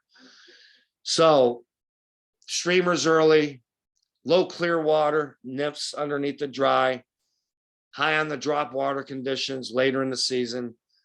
You're going to catch more fish with the pink lady egg than any other pattern than you'll put on the end of your line. Simple as that. It's really, really quite that simple. Next slide. Okay, these are winter. Now we're getting into winter fishing. Where do you want to fish in the winter? Well, water temperatures have plummeted, right? The cool thing, you know what, guys? The cool thing about steelhead is steelhead will eat a fly in 34-degree water. They will eat a fly in 34-degree water. I swear to God. I've taken a water temp of 33. There's ice chunks going down the stream. Steelhead are one of the only game fish I know of that will eat a fly in sub-freezing water temperatures. I've had guys, there's been days where the water's 33 degrees, okay? There's anchor ice at the bottom of the stream, anchor ice. Have you guys seen anchor ice? It's slush, it's anchor ice on the bottom of the stream. Throughout the day, the anchor ice rises up to the surface. And it comes floating down the stream. Do you think you catch steelhead in that? Well, hell yeah, you can. What you do is you throw on top of the anchor ice and you slide your rig off the anchor ice. And I'm using a staggered shot here, Bob. Slide it off the anchor ice and the fly will drop in between these holes in the anchor ice and you can run adrift. But typically you want to find the large, slow pools on the tributaries when the water temperatures plummet. Their metabolism is, they're not, I'm not saying you can't catch a steelhead on a streamer in cold water, because you certainly can, but you're mostly going to be using dead drifting techniques. The fish aren't going to move very far for the fly. You got to make repeated drifts through small slots or along seam edges or along shelves or ledges in these streams. You can see a shale ledge right out here in the middle, right there, that we're running these drifts through. So wintertime, larger pools, slower water, dead drifting techniques. Next one. What time of day changes for that? Yeah, listen to this. If the air temperature is in the low 20s, you're probably going to have surface slush in the morning. So, you know, we're getting into the winter fishing, and you know, getting older. I've froze my ass off too many days in my lifetime. So it's usually best to hit the water later on in the day, where it'll go up a couple of degrees, maybe 1 or 2 degrees. Can certainly sometimes turn the fish on, but don't think we haven't caught fish with surface slush coming down the stream, because we have. It's amazing that steelhead will bite in 33, 34 degree water. And I'm putting a thermometer in there and it says 33, 34 degrees. It's, you know, they're not going to go screaming into your backing, not likely, but they will bite a fly in sub-freezing water temperatures. So I think I might have talked about this, how steelhead become more concentrated in smaller areas during runoff conditions. That water looks pretty dirty right there, don't it? It looks, it's not quite chocolate. It's not quite chocolate, but believe it or not, Looks on a little perfect. tiny stream like this, that's good water conditions. Because even with 6 to 8, maybe 10 inches of visibility, I think you can catch steelhead in 6 inches of visibility. I got a book from like the 1940s that my father picked up at a flea market, gave to me. The author from maybe it was 1940s, early 1950s. The author stated that you could even catch steelhead in water that you can plow, with a plow being pulled behind a horse, meaning that the sediment load is so heavy and high in that river or in that stream that you can still catch steelhead in dirty, dirty, dirty, nasty water. So if the water is really dirty, dirty, dirty, nasty, I'm going to go to a little tributary, as long as it has good water flow, because now our fish aren't spread out all over the place. They're in little confined areas, and they're more likely to see your fly and eat it. I think the best egg pattern you can use in dirty water is chartreuse and flame orange, either sucker spawn style or glow bug style. I usually will take chartreuse glow bug yarn, make it into little strands. Strand of chartreuse on one side, flame orange in the middle, chartreuse on the other side, loop it up the hook shank. That's a color scheme I got from John Nagy. He calls it a half and half. It's probably the best egg pattern you can use in dirty water conditions. And because they're in smaller confined areas, they're going to see that kind of fly. And I'll fish them as large as 10s in dirty water. You got to let the water tell you what to do, really. Look at the water. You look at the water, water tells you what to do. Next slide. This is more of what I would call ideal water conditions on a smaller stream. It's not quite as muddy. One thing I wanted to point out about this slide is that foam is always home for steelhead. Foam is always home for trout, right? When you're trout fishing, you fish foam lines, right? Well, when you steelhead fish, you need to fish foam lines too. And this is my buddy Ray hooked up, and you can see how that foam is pushed all the way over into that log jam. That's right where the steelhead are going to be. A lot of these smaller creeks, as you can tell, they have a lot more structure in them, a lot more structure. It's more like an inland brown trout stream. Very challenging to land steelhead in these little streams. But when the big streams have good water conditions, they suck in a lot of people. And I find a lot of times when I get on these smaller tributaries, I can have a better fishing experience and not have to worry about walking up to a hole and seeing 5 guys or 10 guys surrounding it. Plus, I like to hike and fish. And plus, it reminds me of being a kid growing up in Western New York and Holland, New York, and growing up within walking distance of a wild brown and brook trout stream, which is actually the headwaters of Buffalo Creek. So I've always had a thing for small stream fishing. Next slide. Okay, small ones are low and clear. What do? We get on the big ones. This is the Grand River in Painesville. It's an upriver from Painesville, Ohio. This is past spring. And if I'm on the Grand River in Painesville, Ohio in March, as you can see, there are no leaves or anything on these trees. That means we've had an extremely low water year in Erie. That means Erie has no water in it. That is why I'm on the Grand River in Painesville. Goes right back to what I said about following high water on the drop. Each tributary will have optimal water conditions, but it will only have those optimal water conditions for a certain succession of days, depending upon how big the blowout was.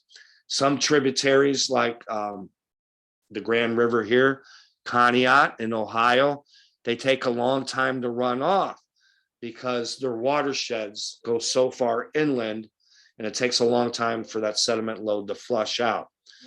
But if I'm on the Grand River in March, that means Erie tributaries are very, very low and clear. And I'm normally not on the Grand River until late April or early May. The spring fishing in Ohio is actually much better than in Pennsylvania.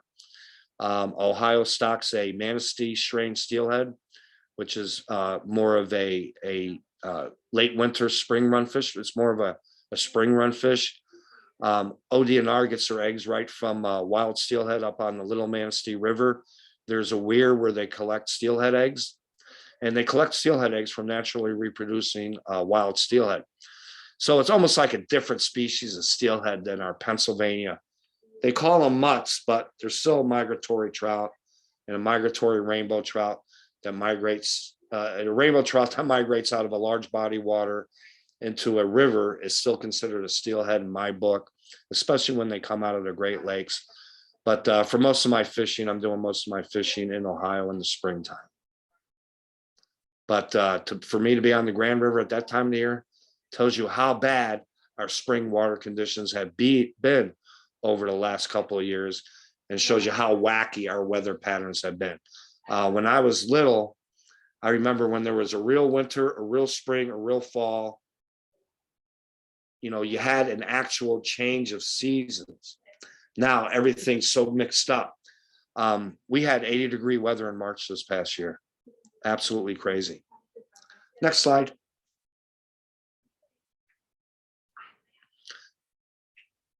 I already told you spring fishing in Ohio is better than in Pennsylvania in the spring, right? So there's just a beautiful specimen of a steelhead. Grand River has beautiful, beautiful gorges that you can hike into. Ohio probably has the best out of all the Great Lakes states, even New York. You got New York, you got Pennsylvania, you got Michigan, you got Ohio. Out of all of these steelhead states, these Great Lakes states, Ohio has the best public access system of them all. They have what's called a Metro Park system. The Metro Park system, they have a different tax base in Ohio that they get their taxes from to pay for the whole Metro Park system. Each county has a different Metro Park system. Ashtabula County has their own Metro Park system. Lake County has their own Metro Park system. Cuyahoga County has their own Metro Park system. And what they've done is they've realized, what a great resource these tributaries are, and what a great economic impact these tributaries have on the local economies up here. So, springtime, the Ohio Metro Park system is where you want to be, depending upon which tributary has the best water conditions on that particular day that you're going to fish. Pennsylvania steelhead, the spring peters out a lot quicker than it did. Let's see, I caught my first steelhead in 1983. So however many years that is, that's almost 40, that's around 40 years ago. We actually had better spring fishing in Pennsylvania around 40 years ago. In fact, I only used to fish in March or April that long ago. But because Pennsylvania takes the eggs for their production, they take their eggs from fall running fish. Like I said, I've seen Pennsylvania fish spawning in late October, November. They're already hitting gravel. Because they take their eggs from fall running fish, they've created more of a fall run. Well, that's okay because you jump in Ohio, which is only 20 minutes over from my house to get to state line, you have a better spring run of Little Manistee River strain fish. Maybe not quite as many fish as Pennsylvania, but usually the fish are bigger, and I usually see the biggest fish out of anybody that I guide or hands down simple. The biggest fish I see every season is caught in Ohio in the spring. Next slide. Now here's an example of a Pennsylvania stray in Ohio. Real dark fish, right? This is spring, this is early spring. So I think that's still month of March. I don't think that's quite April. But a dark fish in a spring run fishery, you'd think that they'd all be bright fish. Look at the dorsal fin on that fish. You see how it's blunt? That's a Pennsylvania fish. That's a Pennsylvania stray steelhead that migrated up the Grand River, held over through the winter, and was caught in springtime. So you get a mix of everything over in Ohio. You get a mix of everything over in Ohio. Next slide. Back to spring fishing. Springtime to me is like streamer time again. Early fall streamer time. Springtime streamer time. Some of the biggest fish we catch are swinging streamers below gravel in the riffles and the runs and the pools down below spawning gravel. You can get by with swinging with a lot of floating lines up on our tributaries. But springtime's another great time to start swinging streamers, especially when the water warms up. I'll probably start doing it around mid-March, and I'll start maybe moving a little farther away from my indicator nymphing. But obviously, if they're spawning fish in the tributaries in the spring, your egg patterns are going to be very effective while you're indicator nymphing also. Next one. Springtime, one of the few hatches we actually have. Our shell bottom substrate tributaries are not, what's a good way of putting it? They're not very fertile. They're not very biodiverse with a lot of invertebrate species, I guess you can say. We have caddis and we have some golden stones. Cattaraugus has a lot of golden stones, believe it or not. I don't know if they're still taking gravel. They used to dig a lot of gravel out down below Gowanda, which really made the sediment load in the cat really bad. And I think it really affects the invertebrate population up on the cat. The cat has a pretty good invertebrate population, a lot of golden stoneflies. So if you're fishing the Cattaraugus, fish a golden stonefly pattern if you're going to indicator nymph. But here on the South Shore of Lake Erie, our really only hatch, I mean, we got caddis too. We have a little green caddis, but our real only hatch that we match for steelhead are little black early stoneflies. And the good thing about this hatch is you don't have to match it by the size like you do with trout. Trout are very size specific, right? Especially rising trout. Our steelhead, even though that stonefly is maybe a 16 or an 18, you don't have to have a 16 or an 18 to match the hatch. They'll eat a 14 and they'll eat a 12 just as well as they will a tiny one. But you want them to be able to see it. And that's actually a wiggle stone. Next slide. I love a wiggle stonefly, especially in springtime, especially in cold water. Wiggle stoneflies have been in existence. I mean, I think they started tying wiggle nymphs decades and decades ago, guys, decades ago. So a wiggle nymph fly is nothing new. I tied all these here, and I really think that wiggle abdomen, I really think it, I mean, it wiggles in the water. I mean, it's a deadly, deadly, deadly steelhead fly. It's absolutely deadly. I fish them mostly in the spring. Occasionally I'll fish a stonefly like the stoneflies up top up here underneath a dry fly. But I think if you're swatting your neck and you got little black stoneflies on your neck, landing on your neck, I mean, that's when I know they're hatching, is when they land on my neck and I start, well, what's that? Oh, the black stoneflies are hatching. Obviously, that's the time to start fishing a black stonefly. And they're extremely effective, but they're a real pain in the ass to tie, if you ask me. But if you got some time, tie them up. I cut the bend of the hook off on the abdomen and tie the whole thorax portion on one hook. I use a little loop of monofilament to give that little wiggle as that stonefly moves through the water. I'm not saying that the top ones don't work, because they certainly do, but I really think that movement of that abdomen, I think it triggers fish. I really, really, really do. So that's about the only hatch that you're going to match on Steelhead Alley are stoneflies. Hey, Carl, I got a question on that Yep. that wiggle stonefly. How do you attach the mono to the thorax to connect it to the abdomen? Yeah, well, you put the bead on first, right? Yeah. Then you shove the mono up into the bead, Uh-huh. form a loop coming off the bend of the shank, Uh-huh. wrap it with thread, and then super glue it.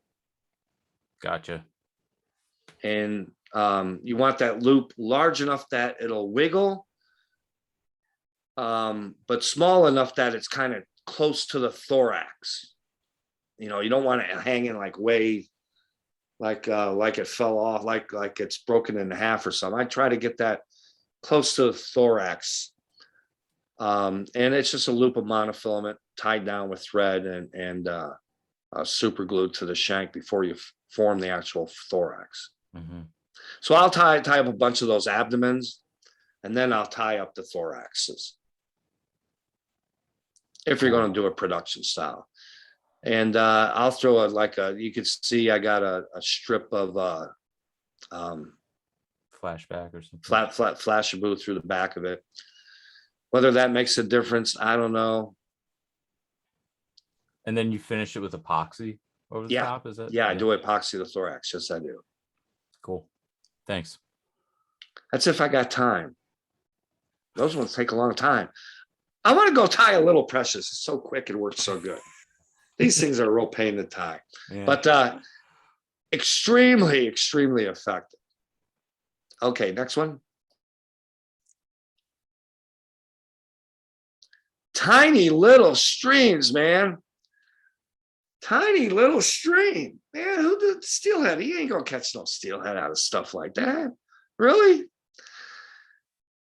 When I try to do this every year, okay? I'm constantly trying to expand my knowledge or my steelhead horizons, or every year I do this. If I got a day to go do it, I go try to find steelhead where I've never found them before.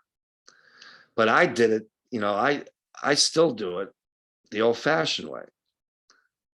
For 20-something years, I pulled out that gazetteer, that Atlas gazetteer. 20-something years, I pulled out that Atlas gazetteer, the DeLorme Atlas gazetteer. Is that pronounced right, Bob? Yeah, as far as I know. Yeah. So that's how I learned most of my knowledge of steelhead tributaries in the tri-state area, New York, Pennsylvania, and Ohio. But every year I try to find fish where I've never found them before. And sometimes you just hike and you hike and you hike, and you're going up this small stream, and then you see another little, it's like you guys have done it before. You always want to see what's around that next bend, right? What's around that next bend? What's up there? What's there? What's there? What's up there? And, you know, I try to find steelhead where I've never found them before. I try to find steelhead where I've never caught them before. I try to do it once or twice a year, so it helps expand my tributary knowledge of where I can find fish, where nobody else is fishing, and where I can find fish under certain conditions. And we've talked about all the conditions that you can run into on Steelhead Alley. And believe it or not, I caught a 28-inch steelhead out of that stream that day. That little tiny little stream. So one of the enjoyable aspects of steelheading to me is working for it. Hard work pays off. And even if the big ones are all blown out, you can always sometimes find fish in some of those little ones. And sometimes you can find fish in a stream where you never found them before. And to me, that's like the climax of catching migratory trout, of catching migratory steelhead, is catching one where you've never caught one before. I think that's the coolest thing in the world. And I like to try to do it once or twice a year. So anyway, guys, I hope that has helped you guys, got you a little fired up to try to do a little steelhead fishing. Any more slides? Oh, yeah. I forgot that slide. Early spring has fished better than the middle of April or early May the past few years in Ohio. I told you about how I've already covered how bad the water conditions have been over here in the spring. So instead of me wanting to hit the Grand River in late April and early May and spring run Manistee straight steelhead, we'll run in to these tributaries right through the first week of May, sometimes into the second week of May. It all depends on water temperatures and things like that. But the last few years, the best fishing in Ohio has been early in the spring, not late in the spring like it used to be. So water levels and the ability to adjust those daily water condition changes, they affect how many fish you're going to catch. They're going to affect where you're going to fish. And in order to be successful on a daily basis, you have to adjust to those things every day you're out there. Any questions, fellas? Yeah, I got a couple questions on the cat. I'm second year fly fisher guy, and I was on the cat Thursday and Friday. I'm from Buffalo, and I was downstream from the gravel pit one, and I fished in one section, didn't get it. Then I moved down a little bit farther before the curve to the throughway. Sure enough, a center pinner comes, throws it in, catches a fish. It's like, even on the 18-mile off Lake Erie, I've been talking to a lot of people, center pinners, and they basically gave up on fly fishing, and everybody's going to Colville and Hamburg buying all their center pinning things. And I feel like sometimes that's a sad day when that happens, ain't it? Whom am I talking to? Dave Pritchard. Dave, I don't see your picture on here, but that's okay. Yeah. No. Listen, I know some pinners that are nice guys. I know some pinners that are total assholes.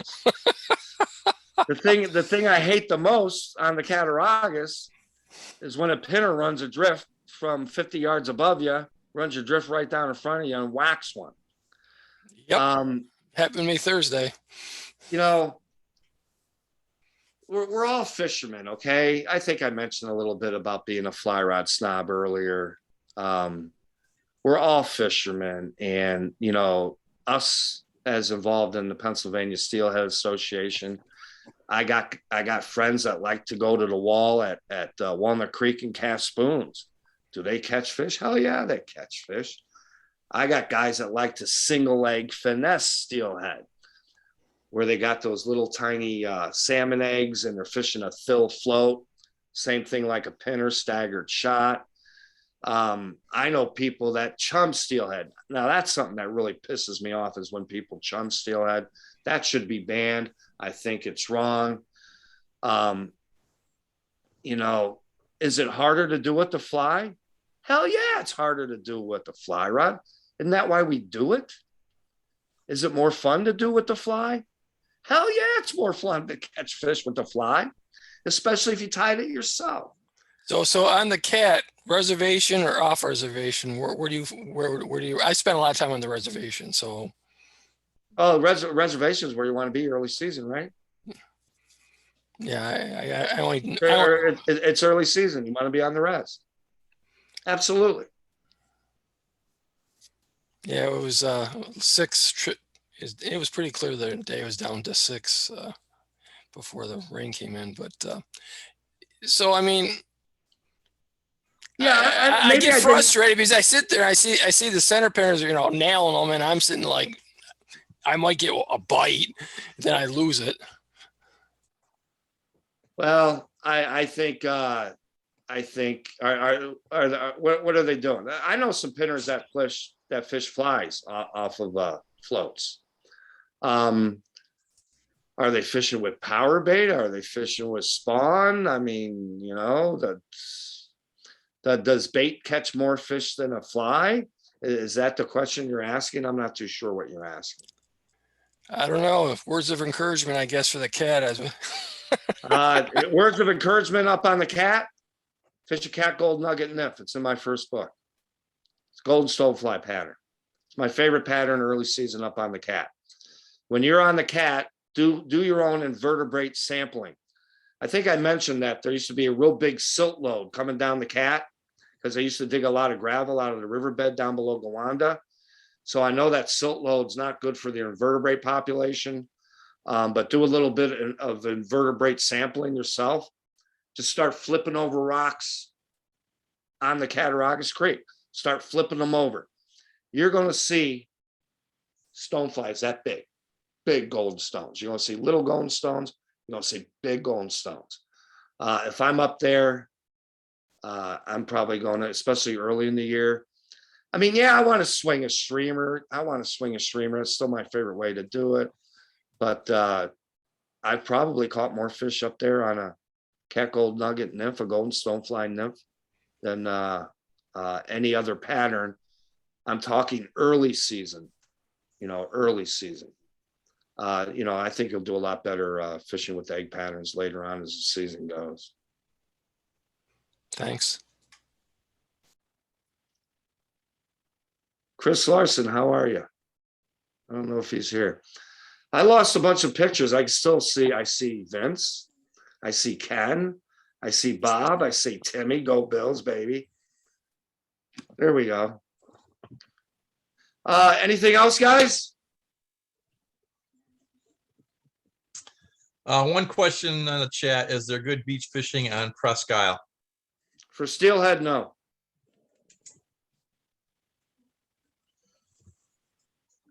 You can try it. There was a guy that goes around nets emerald shiners for the bait shops. And is that gentleman listening that asked that question?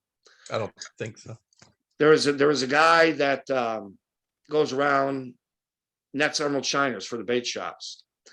And they put up a video on the internet a few years back where they were netting emerald shiners off of beach 10, and they were getting steelhead in their nets, netting emerald shiners off of beach 10. That's Presque Isle. Yeah. I'm not looking for steelhead off of Presque Isle. I'm sure they swim by there though. In the fall they're searching for that tributary to run. Do steelhead go in Presque Isle Bay? Hell yeah, they go in Presque Isle Bay. But I don't know of Cascade Creek flows into Presque Isle Bay. Steelhead run up into Cascade Creek, that's for sure. But I've never fished for steelhead off the beaches at Presque Isle. I want to be near a tributary mouth, either to the east, to the west, or close to it. Either way. Is there anything such as private access water in Pennsylvania? Not too much anymore. 20 Mile Creek used to be posted. I got a phone call from our former commissioner, Ed Mastrarka, called me up this past spring and said that the Doler property on 20 Mile Creek where the falls are, which in my estimation is the second highest concentration of steelhead in Erie County when compared to Walnut Creek access area where the falls are. When you have a migratory impediment, the fish just stack from there down to the lake, right? So I guess Mary Doler has filed bankruptcy, and within that bankruptcy filing, she has signed a signatory note that when the courts go through that bankruptcy period and try to figure everything out, that water through our through our reissuance of the Lake Erie permit, she's already signed that a perpetual easement will be there in place whenever everything gets through the courts.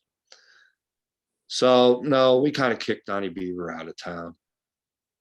Cool. Dave, I like the headsets, man. Those are cool. Old school. My son gave me these little things to put in my ears. Whatever they are, you can listen to tunes and stuff. I remember the ones we had when I was younger, but these ones are pretty high tech. Tim, you been out steelheading yet?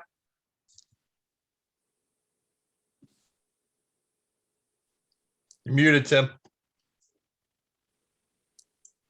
Not yet. We've been doing a lot of traveling and football games and stuff, so hopefully I'll start to get out here.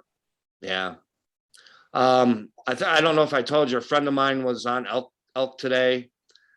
He said he saw fish in migratory mode, moving, running. Another friend of mine showed me a picture of a couple hundred of them stuck below the falls on 16 Mile Creek. So, I mean, we got fish coming in already. So here's a question for you. To me, I want to catch them off the beach right now. That's my favorite. Would you use an intermediate line with that for the beach fishing, or just a you can certainly use an intermediate line. Absolutely. Sink tips generally don't work. My favorite line off the beach is a Rio outbound floater. I'll occasionally fish a Rio outbound clear tip, those clear tips that they have. Yeah, right. But 9 times out of 10, all you need is, you could do it with the weight forward floating line just fine. Yeah. But if the fish, steelhead are off the beach that you're fishing when you see them jumping in the lake in front of you. If they're jumping in the lake in front of you, they're there. And some of those fish that are way out, I like that Rio outbound. But sometimes you gotta be a little patient, and sometimes you just gotta kind of stand there and wait for them to come swimming right in front of you. Sounds good. Sometimes you'll see a bunch of guys wading out near the tributary mouth. What they're doing is they're pushing the fish off the shore. If they would remember that story I told you about Ray catching them behind me, those guys that wade up to their chest are pushing them offshore. Especially like on an overcast day like today was. I saw fish in ankle deep water today. It was crazy. So what fishing permits do you need from out of state if I come in from Buffalo? Is there several? You need a combo permit. You need a regular fishing license with a combo permit. A combo permit covers your Lake Erie permit and a trout stamp in one. Trout stamp in one. The Lake Erie permit has been used by the PFBC to the reissuance of the Lake Erie permit really kind of saved our steelhead fishery, because now we have perpetual easements up and down a lot of our tributaries. Is that true in New York as well? I think New York DEC has done I think New York is very progressive in their fisheries management. I wish Pennsylvania would be a lot more progressive. If you fish like Chautauqua Creek up in New York, or 18 Mile, there's several single hook only, artificial lure only, catch and release sections, right?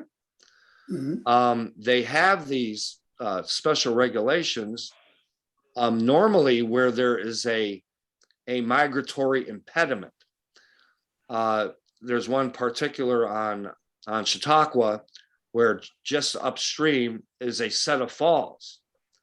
And the fish obviously concentrate from any set of falls down, right? Because you have a migration barrier. So having that regulation, number one, catch and release. Number two, we don't want to restrict other people from the resource. Just because you got a spinning rod in your hand doesn't mean you're a bad guy, even though we're all fly fishermen. And we think we're better anyway. We think we might be, but we're really not. So you don't want regulations that discriminate against other anglers. Single hook artificial lure only, catch and release near a migration barrier is the right thing to do. It lets those fish migrate up the tributary system. When fish migrate up the tributary system, they get spread out. You can have a better experience on the water. And I wish Pennsylvania would enact a couple of regulations like that on a couple of our tributaries, especially some of our smaller tributaries, where we actually do have a little bit of natural reproduction. But New York is very progressive in their management strategies, I think. What about the limits? You guys still have the 3 fish limit there? That's another thing New York's done, is we've reduced that, right? Tim, tell them what the PSA got done. You can tell them. I get all confused with that stuff, but they did change the limits. We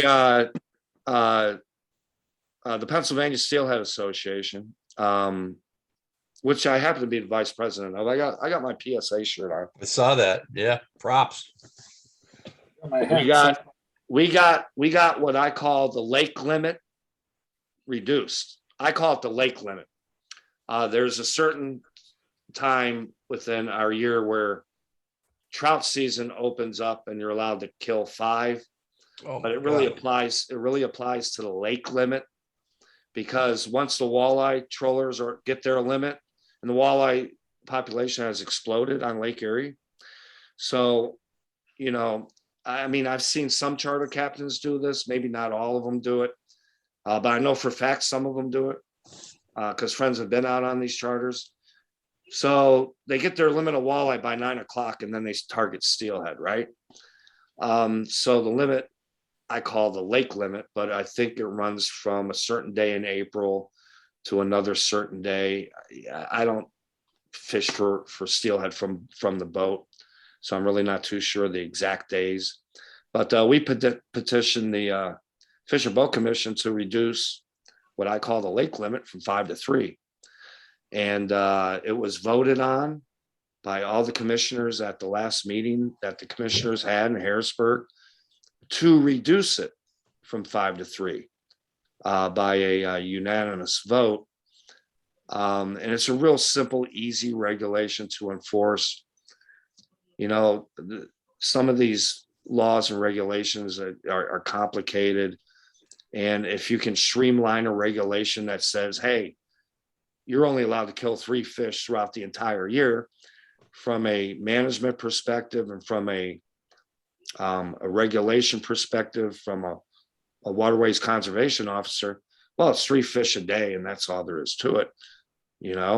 So we got some of these charter boats were going out and just whacking the crap out of steelhead. I got pictures with decks with like 20 dead steelhead on the back of a deck, because they got their walleye limit real quick. So now, friends of mine have argued with me, well, the stream anglers around here are killing more steelhead than the charter captains on Lake Erie. I'm not too sure if that's true, but I think it's rather reasonable. The problem with steelhead fishing in Pennsylvania, fellas, is the Pennsylvania Fish and Boat Commission. They market it as a put, grow, take fishery. It's very sad. Yeah, it is. Here's a DSR story for the Salmon River. It's what they do. I talked to a DSR guy about a year ago when I started getting into this, and Steelhead. I was kind of complaining about center pinners, but that's just my problem. Hey, I know all about it. And he said he gave me a story about 4 years ago. A father-son team came up to the Salmon River for Steelhead, and they're really good center pinners. And this guy doesn't like center pinning anyway. But he goes, these guys caught 98 Steelhead in 4 days. Now they didn't take them all. And that guy goes up to him, how's number 57 catch? He goes, what do you mean? How's number 75 catch? What do you mean? I mean, obviously there's going to be a mortality rate to 98 fish being caught between two guys over 4 days. So call it 15, 20%. You're losing 20 steelhead just based on high harvest numbers. Dave, I agree with you 100%. Pinners like to brag how many fish they catch. I mean, I don't think I've ever met a pinner that didn't brag about how many fish he caught. Have you? I haven't met any type of fisherman that doesn't brag about how many fish they catch. Well, pinners in particular love to brag about. They happen to do how many fish they catch. Listen. I'm not a center pinner. I'll never be a center pinner. I know they run the best drift in the business, which is why I stagger shot now. I learned it from a pinner years ago. How long is that center pin gear around? I mean, when I came back to Erie like 25 years ago, I started fishing the cat right away because Erie tribs hadn't got any water in them. Plus I grew up in Holland, New York. I grew up fishing the upper end of the Cattaraugus for wild trout. And first trout I ever caught on a dry fly was a rainbow on a Clear Creek that comes into the upper Cat in Arcade. So I'm from Holland, Arcade just one town south.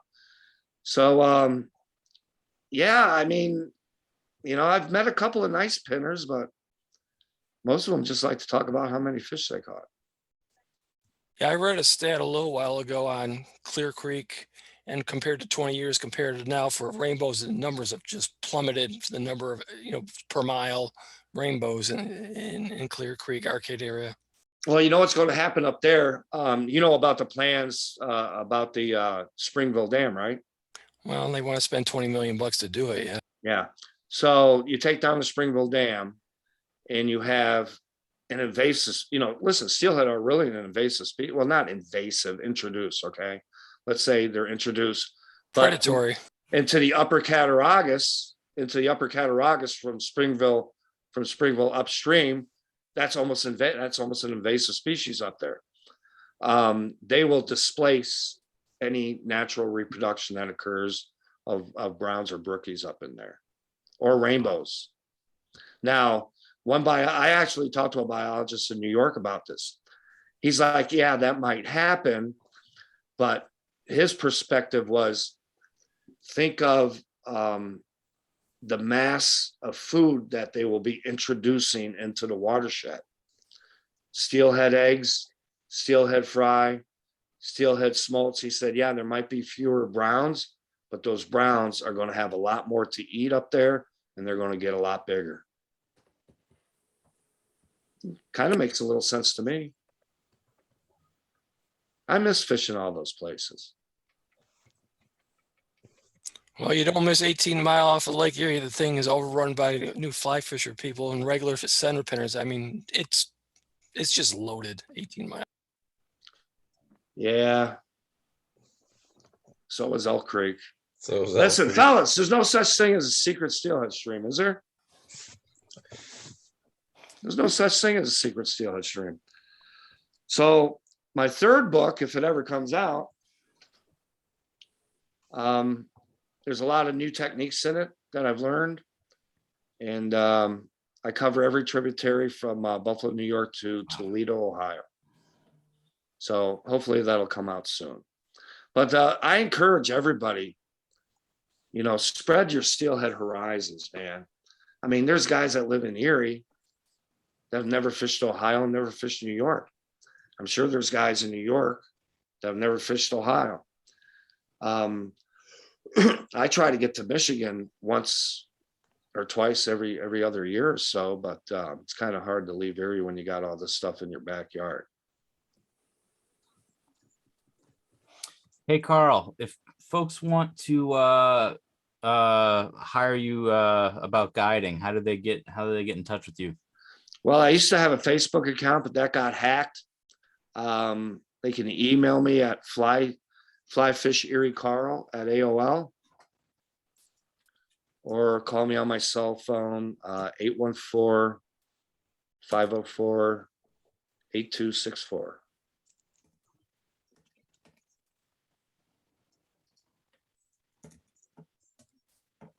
Cool. I'm going to put that stuff in the chat for folks. Hey, too. appreciate that. Hey, man, after listening to all this, you guys don't need a guide anymore. Yeah.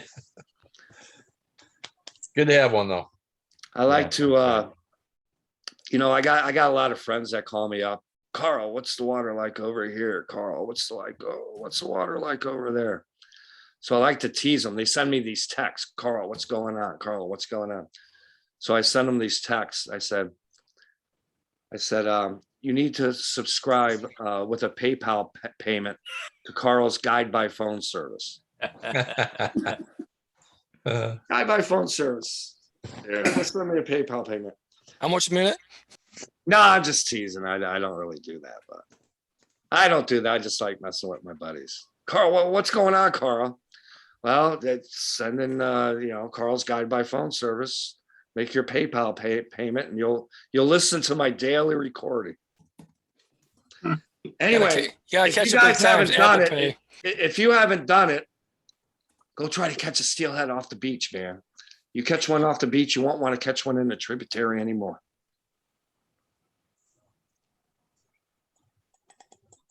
Is that it, boys? Awesome. I think that's it. Hey, you know what? I'm really surprised I have a voice today after yesterday. You know, because every time I hollered, "Let's go!" the Bills did something good. What a great day that was. Save your voice. Save your voice for Sunday night. All right, fellas. Indeed. Yeah, we're going to need it Sunday night. That's for sure.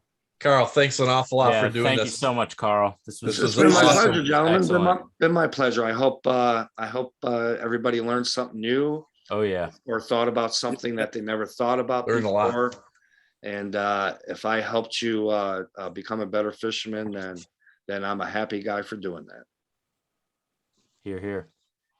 Appreciate you taking the time, Carl. This All right, was awesome. you guys Thank have you. a great night, man. All right. Thank you. You too. Okay, bye-bye. Thanks. Yeah, Bye, bye. everyone.